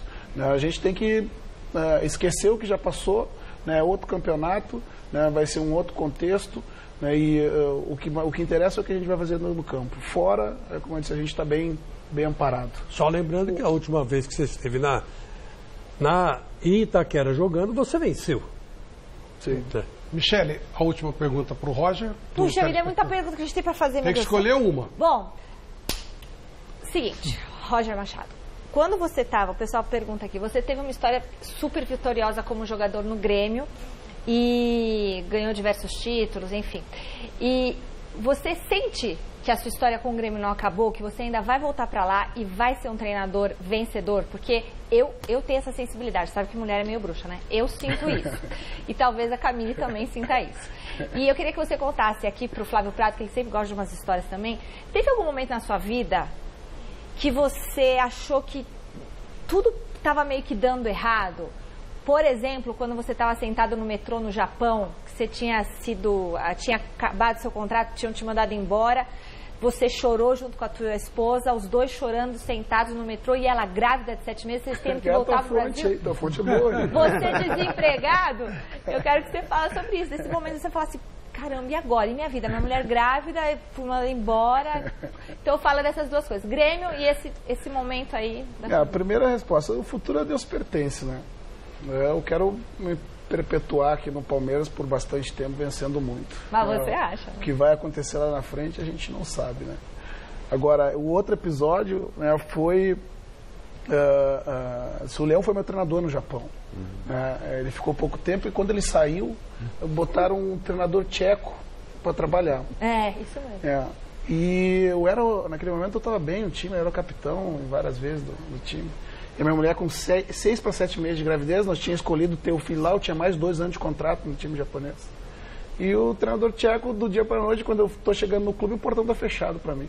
Nossa. Eu disse, não, tu não precisa mais vir trabalhar, porque nós vamos te emprestar para outro clube do Japão, ou tu voltar para o Brasil, e porque o treinador tcheco assumiu que ia trabalhar com a nacionalidade dele.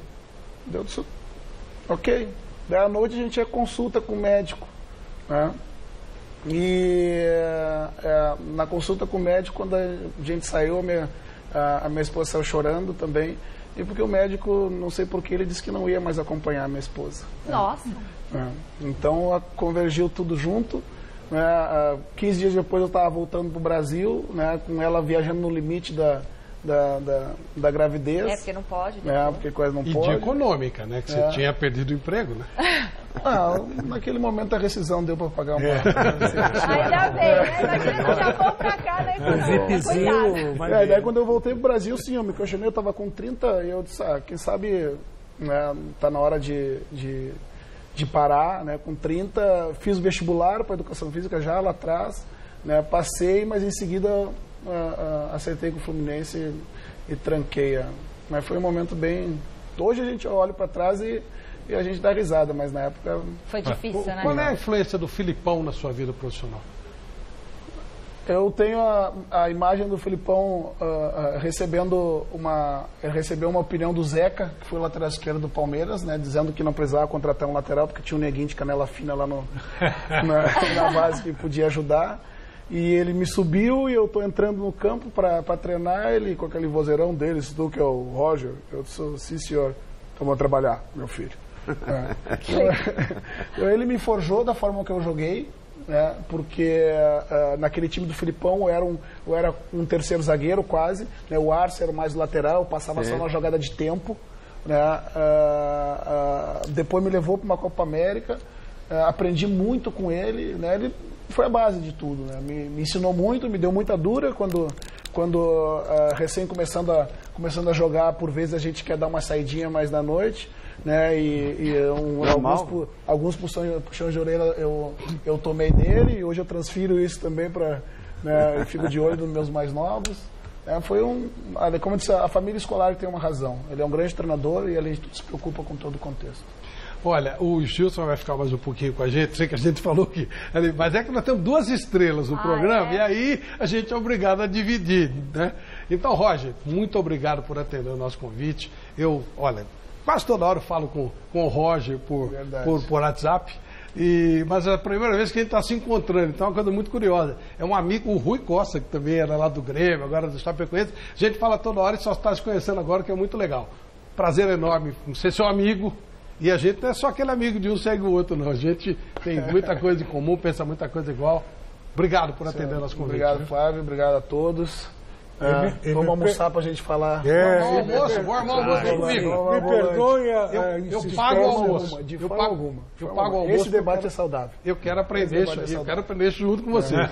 Gente, o outro lado da bola, matéria especial com os jovens jornalistas que estão conosco, da nossa equipe, que vieram da Fundação Casper Líbero, mostrando o seu talento e mostrando um pouco do que está acontecendo lá fora em termos de futebol e de preparação para a Copa. Matéria especial. Yes. Japan, Tunisia, Rusland and Brazil. 4 goals. Si tu t'aimes, garde à moi. Si je m'aime, garde à nous. Garde à nous. Que les sourires en plastique sont souvent des coups d'hashtag. Prends garde à toi. Ah, les amis, les potes ou les followers, vous faites erreur, vous avez juste la cote. Prends garde à toi. Si tu t'aimes, garde à moi. Si je m'aime, garde à nous. Chegamos enfim, hein, Jorão? Chegamos, depois de mais ou menos 1 hora, aqui estamos no sul da Bélgica, município de Gingelon. Isso aí, distrito de Hasselt, ao sul da Bélgica, um lugar bem bonito, passarinhos cantando e a morada de Mark Wilmots. E a casa do Mark aqui atrás Wilmots, da gente. Nosso entrevistado, ex-jogador e capitão da seleção belga, inclusive técnico dessa seleção na última Copa do Mundo do Brasil em 2014. Foi até senador, né? Foi até senador, eleito com mais de 100 mil votos aqui na Bélgica. Vamos entrar porque o cara já tá esperando a gente. Bora. Bora. Il voudra toujours plus de choix. Voulez-vous des sentiments tombés du camion? L'offrez-la de Vamos repassar as perguntas aí? Vamos. Eu acho que tem que começar daqui, ó. Tem que começar maciando, porque o cara é polêmico. Né? Tem que começar daqui, ó. Qual o tamanho da evolução do futebol belga nos últimos anos? Boa, nosso objetivo de estudo, futebol belga. Começa tranquilo. Começa tranquilo. Tu sais, l'évolution, c'est grâce à ces joueurs qui partent à l'étranger. Puis c'est une étape qui s'est mise en place. C'est à partir de 2009 où Dick Avocat a repris la sélection. Il m'a appelé pour être adjoint. Donc j'ai eu la chance d'être adjoint pendant 3 ans. Et c'est tout un enchaînement de choses qui s'est mis en place. D'abord les clubs, qui ont fait des centres de formation dans les grands clubs. Donc ça veut dire que la jeunesse a été privilégiée. La fédération n'est pas responsable de ça. Ce sont les clubs qui sont responsables. Il faut redonner les choses justes. La fédération, comme moi j'étais entraîneur, je profite du travail des clubs et je sélectionne les joueurs. Mais où est-ce que le club travaille tout le temps? Je pense que les joueurs sont tout le temps dans les clubs. Donc nous, à part les avoir 7-8 jours, mais sur 7-8 jours, tu ne sais pas. Tu peux expliquer aux gens la philosophie de la fédération, mais si les clubs disent « nous, on ne suit pas ça, on fait autrement », tu n'as rien à dire. A gente pode ir pro lado, a experiência dele como jogador, treinador, a vivência dele na seleção belga e o que ele viu de evolução todo esse período. Quand j'ai repris l'équipe nationale comme entraîneur principal, on était 53e mondial. À partir de 3 ans, on est devenu premier mondial. Donc, l'écho, le choc qui s'est passé et la confiance qui est venue avec, d'une équipe nationale qui osait. En Belgique, on voulait toujours défendre. On n'osait pas. Bon, moi, j'ai changé cette mentalité-là. Moi, je veux défendre en avançant et je vais chercher l'adversaire. Mais ça, c'est une philosophie. Personne n'a raison, personne n'a tort. C'est uniquement une philosophie. Et on a mis cette philosophie en place. Et moi, je l'ai imposée et on a pris 28 points sur 30 pendant 2 ans. On s'est qualifié, on a fait une Coupe du Monde, mais j'ai privilégié, moi, la jeunesse. Ça veut dire que c'était à la Coupe du Monde au Brésil, en 2014, c'était l'équipe la plus jeune, avec le Ghana, je pense. Mais en mettant l'équipe la plus jeune, on lui donne déjà l'expérience d'un tournoi. Et ça, c'est très important. Comment tu peux aller à un premier tournoi? Le stress que ça engendre. D'ailleurs, moi, j'ai disputé 4 Coupes du Monde. Et les 2 premières n'étaient pas bonnes parce que je voulais trop réaliser moi-même les efforts, tu vois. Et après, tu apprends avec le temps. Ça s'appelle le bagage et l'expérience. Comment vous voyez le travail des clubs, l'éducation intégrée au foot, avec le foot? Comment vous voyez ça? Mais disons que la difficulté, c'est souvent l'école. Parce que les gamins sont à l'école de 8h30 jusqu'à 16h et on ne peut faire que des entraînements à 18h. Donc ils ont 4 entraînements. Donc le modèle allemand est différent parce qu'ils arrêtent à midi. Et tout ça, c'est une question politique. De se dire, est-ce qu'on fait vraiment de la formation? Il faut séparer le sport et le sport de haut niveau. Il faut donner la chance et les arguments aller à beaucoup de jeunes pour pouvoir le faire. Mais la difficulté, c'est le club, l'école et puis le repos aussi. Les gamins doivent étudier. Donc le football, c'est très aléatoire. Combien de gamins vont réussir sur 1000? Donc moi aussi, je suis de l'avis que l'école, c'est le plus important. Mais il faut essayer de leur donner les bases pour qu'ils puissent quand même, à un certain moment, 16-17 ans, peut-être évoluer vers une carrière professionnelle. Je l'ai ma mort, je l'ai ma mort, je l'ai ma mort, je l'ai ma mort.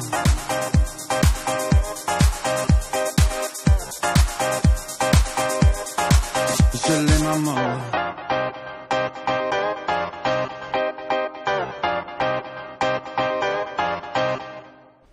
Bem aquela história da discussão aqui, né? Ninguém está certo nem ninguém está errado. São filosofias, são ideias. Cada um tem as suas. Parabéns ao Wilmar, que aliás, se aquele gol dele não fosse anulado, a história de 2002 não seria a mesma que foi, né?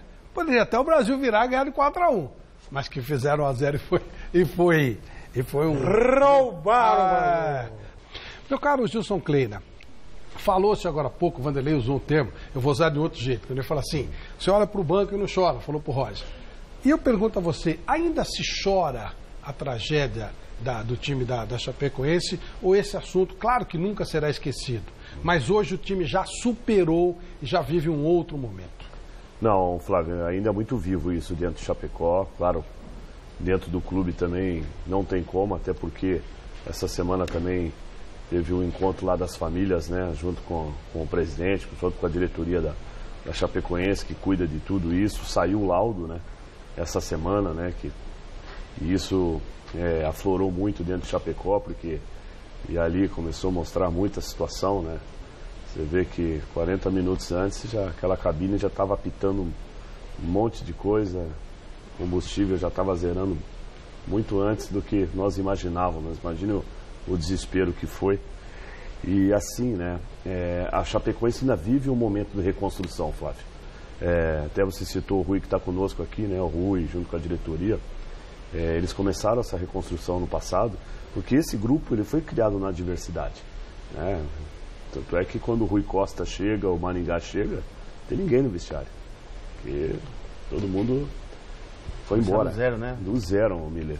Então, esse ano, nossa diretoria teve que correr para fazer novos contratos, conseguir adiantar, aumentar o tempo de contrato desses jogadores que agora a gente também está começando a fazer um trabalho, uma triagem com a base, jogadores que foram emprestados das outras agremiações, inclusive o Palmeiras ajudou muito a Chapecoense, e que esse ano a gente não teve, né, essa situação.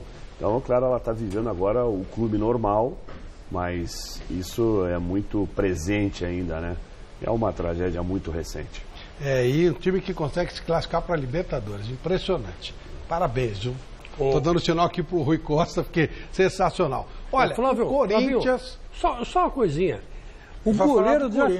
Eu sei, vai falar, eu vou falar também.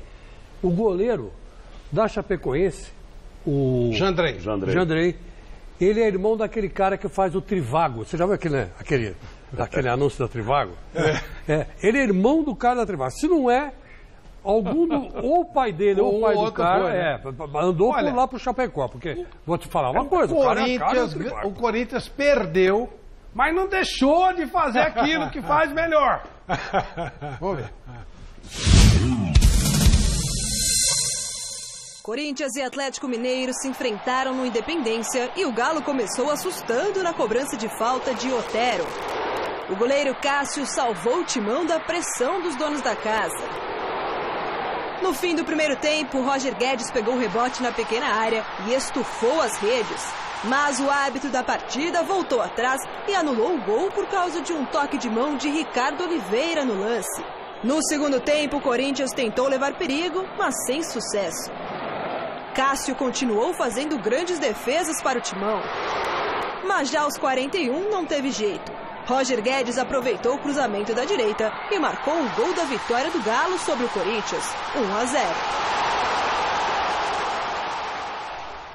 Faz melhor, é claro que é sacanagem para encher o saco do Chico, né? Porque a melhor coisa que o Corinthians faz é manter o sistema que a gente estava falando aqui, que o Palmeiras está querendo adquirir. Mas vamos tirar dúvidas. O gol anulado do Atlético, né, que eu acho que precisa ser visto isso. Vamos ver, solta aí esse lance. A bola que bateu na mão do Ricardo Oliveira bateu. Mas bateu na mão para se anular ou não? Começa com você, Gilson. Eu só acho assim, ele voltou depois de quanto tempo? Porque eu não vi o jogo. 42 segundos, mas 43 segundos. Não, porque usou a televisão de novo, você acha que teve interferência externa? Com certeza absoluta. Então ele não viu. De novo. Então, não, e mesmo assim... E a interferência externa, ele o cara que estava vendo era uma anta, né? Que ele achou que isso aí era para anular. Então foi um gol legítimo, né? Claro que pela interferência, infelizmente anulou o gol. E aí, Miller? Até porque, Flávio, foi um gol normal. O Ricardo Oliveira não se beneficia da mão em nenhum momento, até porque a bola bate na mão dele e vem para trás, né? Bate na trás e depois vem para trás, quer dizer... para mim, teve interferência externa, eu já falei isso com o Vanderlei. Claro. E para mim o gol foi legal. Se só tivesse futebol no Brasil, ele ia ser um futebol de pessoas amputadas. Porque aqui bateu, eles marcam. Ou mudava a regra, bateu pênalti, ou tudo, seja lá fora, ou tudo, ou fazer um futebol só de amputados, porque realmente é ridículo. Isso aí o cara teve alguma intenção de bater na bola? Pelo amor de Deus. Até porque, né, Gilson, naquela movimentação do jogador, é impossível ficar com o braço colado. Não, e não tem como o gesto que o Ricardo está fazendo, você colocar o braço para trás. Então tem jeito. Mas a regra não fala que tem que ter o braço para trás. Exatamente. Fala em intenção. É só isso. Tá certo? Só isso. Que os caras não entendem que é intencional. Tem que ser intencional. Deliberadamente. Não foi o caso. E aí, Chico? Foi bem anulado, mal anulado? Olha, pra mim foi mão na bola. Porque eu vou dizer uma coisa pra vocês. Olha aí, ó. Se ele tirasse a mãozinha dali, volta um pouco lá, João. Se ele tira a mãozinha dali, se a mão dele não tá ali, a bola ia pra fora. A bola é pra fora. Ele, evidentemente, involuntariamente ou não, ele usou a mão para se beneficiar. E se ele tivesse feito o gol, seria o gol de mão? Então aí vocês todos têm que voltar atrás e dizer que aquele gol do o senhor Jô, o ano passado, contra o Vasco da Gama, aqui em Itaquera, ele não teve intenção nenhuma de pôr a mão. Porque ele se jogou na bola para fazer o gol. Se jogou. Então, e aí fez o que o Ricardo? Fez o que o Ricardo aí? Se jogou na bola. Então, evidentemente que foi um lance regular. Chico. Agora, ela veio para trás. Para você é bom. Ela veio para trás porque ela bateu na trave. Não, Chico, você é bom. Eu sou obrigado. Olha aqui, ó. Espera um pouquinho. Ela veio para trás porque ela bateu na trave. Se ele não tem a mão ali, ela vai para fora. Então, eu vi o Caciba hoje lá na Globo falar que não, eu não daria esse pênalti. Ô, Caciba, você deu pênalti pior que esse aí. Caciba. Eu sei lá, esse cara é um chato. Chico, você... Ele deu pênalti piores que esse. Piores que esse. Vanderlei, o Chico te convenceu? Não convenceu, mas eu vou dizer uma coisa para você. Vou dizer uma coisa para você. Esse é advogado de defesa espetáculo. Bom, maravilhoso, maravilhoso. Posso falar, Chico? Maravilhoso. Pode falar. Você sabe que tem os caras aí sendo processados na Lava Jato, que todo mundo sabe que os caras meteram a mão. Mas aí aparece lá um advogado que fala com tanta convicção que não meteu. Até o advogado acha que ele meteu a mão, mas o cara fala para dizer que não meteu. O Chico foi brilhante agora. O dinheiro que bateu na mão dele. O Gilson, foi intencional. Gilson, qual é o seu pensamento sobre ato de vídeo? Nós tivemos agora no Catarinense, nós tivemos uma partida única e nós utilizamos o árbitro de vídeo. Utilizou? Como é que foi? Então, nós tivemos uma palestra no dia antes e que causou algumas polêmicas, né? Porque o árbitro de vídeo, ele vai ser só para lances capitais ou ele vai tirar a autonomia da interpretação do árbitro, né?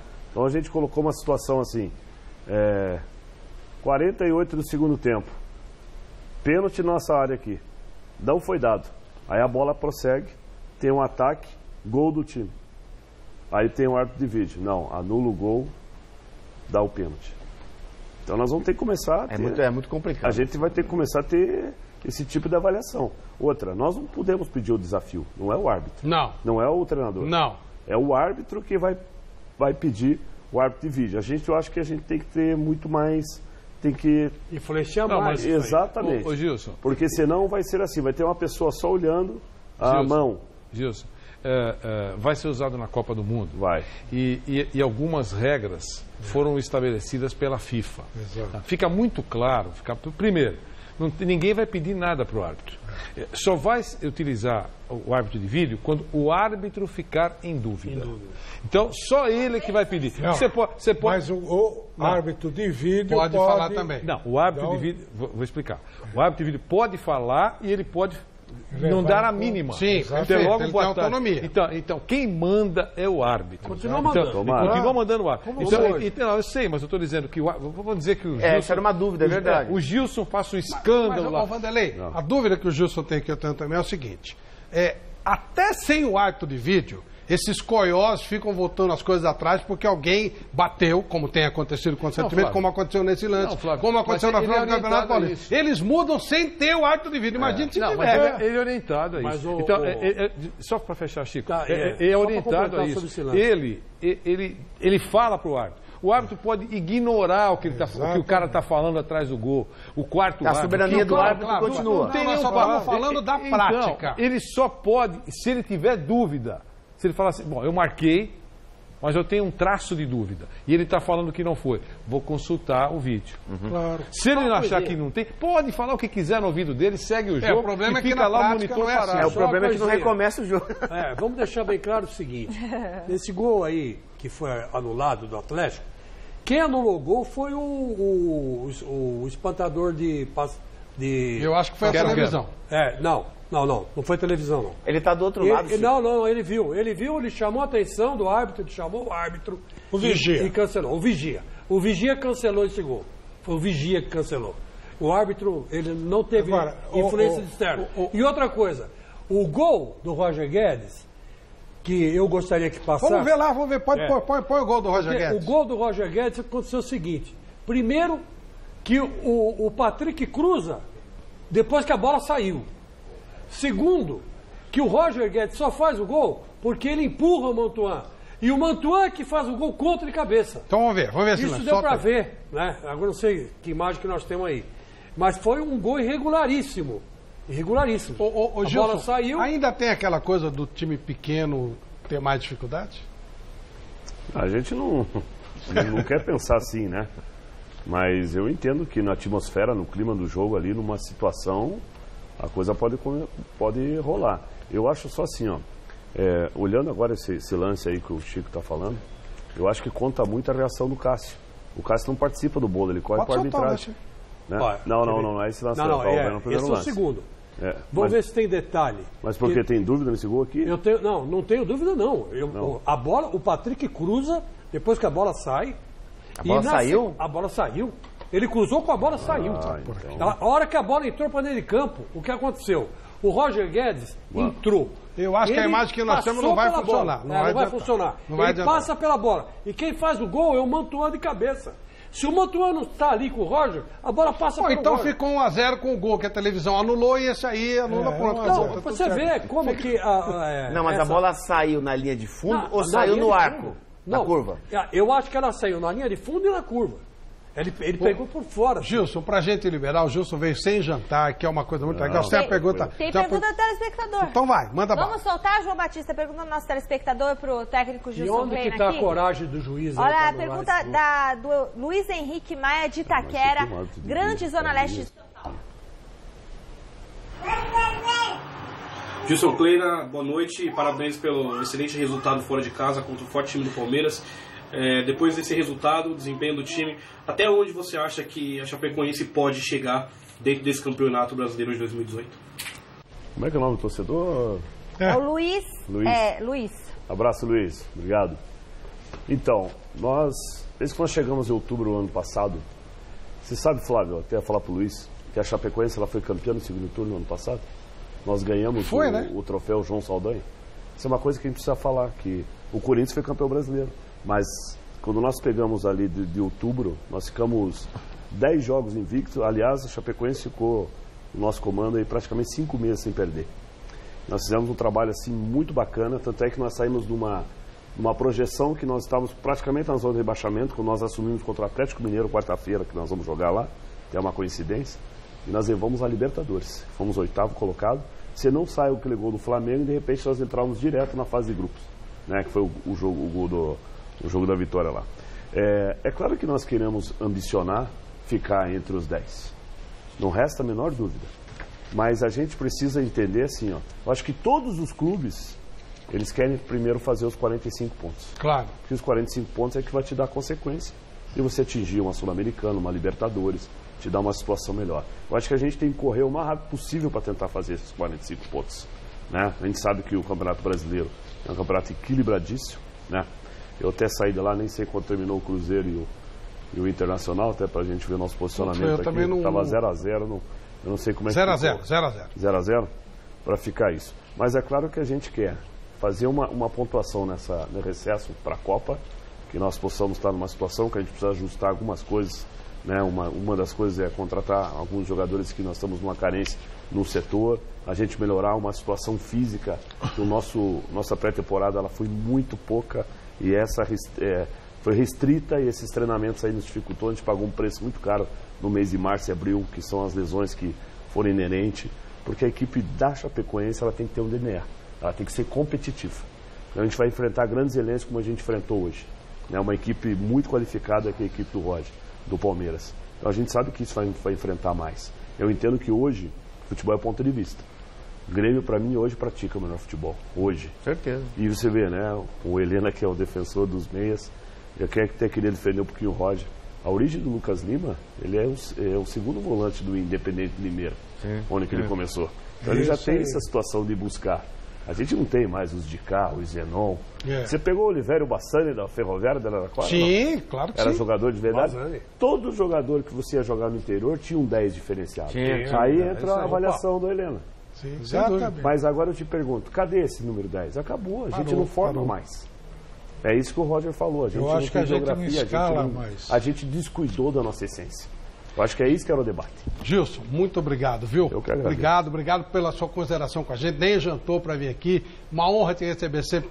Você que é um querido amigo. Flávio, eu que agradeço, cara. Você sabe que vocês aí têm uma audiência muito grande. Agradecer todo o carinho que a gente tem. Eu sempre fui bem recebido pela essa camisa também do Palmeiras. Hoje estou muito feliz na Chapecoense. Poder ver o Milha, o Vanderlei, o Helena e o Chico. Obrigado. E você, né, que conduz com uma estria, né? Nossa amiga aqui, que quando eu vim aqui a última vez pelo Palmeiras, ela estava grávida. Tá. Espero que o neném esteja lindo. Você não faz ideia. É muito filho, Entendeu? eu nem sei de qual estava grávida. Meu Deus. Michele, as nossas fotinhas? Fotinhos de hoje, vamos lá. Hoje tá especial demais, hein? Pode pôr na tela, diretor João Batista. Primeiro nós temos a Clara Morena dando um beijinho. Sabe quem? Netinha do Vanderlei. A nossa princesa atriz, Olha filha aí. também da atriz Patrícia, filha do Vanderlei. Um beijo, muito linda sua netinha, viu? Vovô babão aqui. E a gente tem a família Venturini, a Isabela, a Valentina e a Júlia. Ao lado, olha de quem? Olha de quem? Do Bozo. Não, tô brincando, aquela do Flávio Prado. Não, Flávio Prado, não o Bozo. É, ele fala do meu marido, então, ó. Olha, o Flávio foi dar uma palestra num hotel e as menininhas reconheceram ele, acharam que ele era o papai papudo. Não, brincadeira, que também não é da época delas. O papai papudo nem o Bozo, né? Olha eu revelando minha idade. E elas ficaram, são super fãs do Flávio, do trabalho dele. Então tá aí, ó, Família, Isabela, deixa eu mandar um beijo aqui, Isabela, Valentina e a Júlia. Vocês são lindas na foto, só ele que deu uma estragadinha. Mas vale o carinho, né, Flávio? Muito, muito querido. Família toda. E tem o palmeirense Francisco das Chagas com o filhinho Gustavo. Obrigada aí, todo mundo que mandou foto, gente, muita foto, mas não dá tempo de colocar todo mundo. Mas É verdade. Programa especial, né? Olha, o São Paulo conseguiu um bom resultado no Rio de Janeiro e quase ganhou. Vamos ver.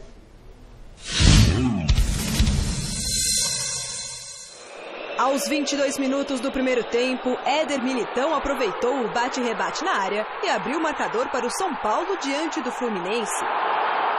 Já aos 43 da etapa final, Pedro ganhou a disputa com Arboleda e cabeceou no ângulo de Sidão para empatar o confronto. E ficou nisso, Fluminense 1, São Paulo também 1.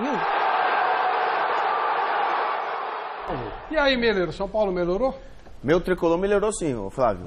Jogou bem o primeiro tempo, melhor que o Fluminense. Só que no segundo tempo continuou jogando bem, mas o Fluminense, o Abel Braga terminou o jogo com 4 atacantes. O Fluminense atacou o São Paulo meio que se defendeu o resultado. E pra mim o Fluminense achou um gol. E aquele gol lá, o atacante do Fluminense empurrou o Arboleda, porque o Arboleda fez uma grande partida junto com o Militão. E naquele gol ali, que o Fluminense achou um gol no final do jogo, praticamente, o jogador do Fluminense empurra o Arboleda, por isso que ele faz o gol. Mas o São Paulo fez uma boa partida. E que sábado que vem agora eu estarei no Morumbi prestigiando o tricolor contra o Atlético Mineiro. É verdade, só que o São Paulo terminou o jogo com 3 zagueiros, 2 volantes, isso aqui, e tomou o gol. 3 goleiros, né? Você quer dizer que atraiu, né? Chamou o adversário. Chamou. E agora o São Paulo ele tem 5 pontos. Mas o grande adversário, o primeiro grande adversário do São Paulo é o Atlético, hein, Chico? O Corinthians que o diga, né? Porque o Atlético, hoje, o Atlético foi pra cima do Corinthians que nem um trator, né? Eu reclamei aqui desses lances, falei e tal, por análise, mas o Corinthians hoje mereceu perder. Pelo menos 2 a 0. O Atlético no primeiro tempo criou 3 chances de gol, mandou 2 bolas na trave, no primeiro tempo uma com o Ortega, depois outra com o tal de Pablo. Otero. Depois com o Pablo. E esse Otero foi um inferno. Bom jogador. Foi um inferno. Um venezuelano. Eu não sei se esses caras vão achar, esses jogadores, né? Você fala, pô, segunda categoria, Venezuela não tem futebol. Aí o cara vai lá, ele não erra um chute. Venezuela só está em mesmo universo. Ele não erra um chute de falta, cara. Hoje no futebol brasileiro, quem bate melhor na bola é o Otero, venezuelano, e os preparadores de goleiro. Porque ontem eu vi o jogo da Ponte Preta, o jogo é força de expressão. O time, olha, um horror, é assustador. A chance de cair para a terceira divisão é enorme. Eu até sugiro de novo, troquem a camisa. Esse time não pode usar a camisa que aquele time de 77 usou. Não dá. Horrível, um horror. Agora, no sábado tem o derby, Guarani Fonte, que é sensacional. Vamos ver se os caras tomam vergonha, né? Vamos ver se tomam vergonha e honrem a camisa que vestem. E na quarta-feira Ponte joga com o Flamengo. Isso. Vamos honrar a camisa que vestem. Tomar vergonha na cara, que aquilo é vergonhoso. O tema é esse, vergonhoso. Michele Janela, e aí o nosso... tem um presente muito legal do Zete, né? Nossa senhora, é muito legal mesmo a camisa do Zete, porque foi o dia do goleiro, acho que foi quinta ou quarta-feira dessa semana, e a gente recebeu uma camisa autografada do Zete, que é muito linda, e o torcedor que levou é o Siegfried Chopin. Siegfried Chopin. Ô, louco! Nossa senhora, né? Uau. Parente do famoso Chopin. Nossa equipe vai entrar em contato com... Não, mas o Chopin dele escreve totalmente diferente do outro Chopin. Esquece. Nossa equipe vai entrar em contato com você para que você retire seu prêmio aqui. Tá bom? Porque o polonês. Chopin dele é S-H-C-O-P-P-A-N. O outro era outro. Tá bom. Bom, boa noite, Vanderlei. Boa noite, Helena. Boa noite, Chico. Boa noite, Miller. Amanhã, 6 da tarde, estaremos de volta. Eu, Michele Janela, Celso Cardoso. Eu serei uma vela no lado do mais belo casal da TV brasileira. Calma. Mas para, meu marido tá assistindo. É duro voltar em casa depois. Se eu fosse você, não voltava pra casa. Meu marido tá assistindo o programa. O Celso? Não, o Flávio.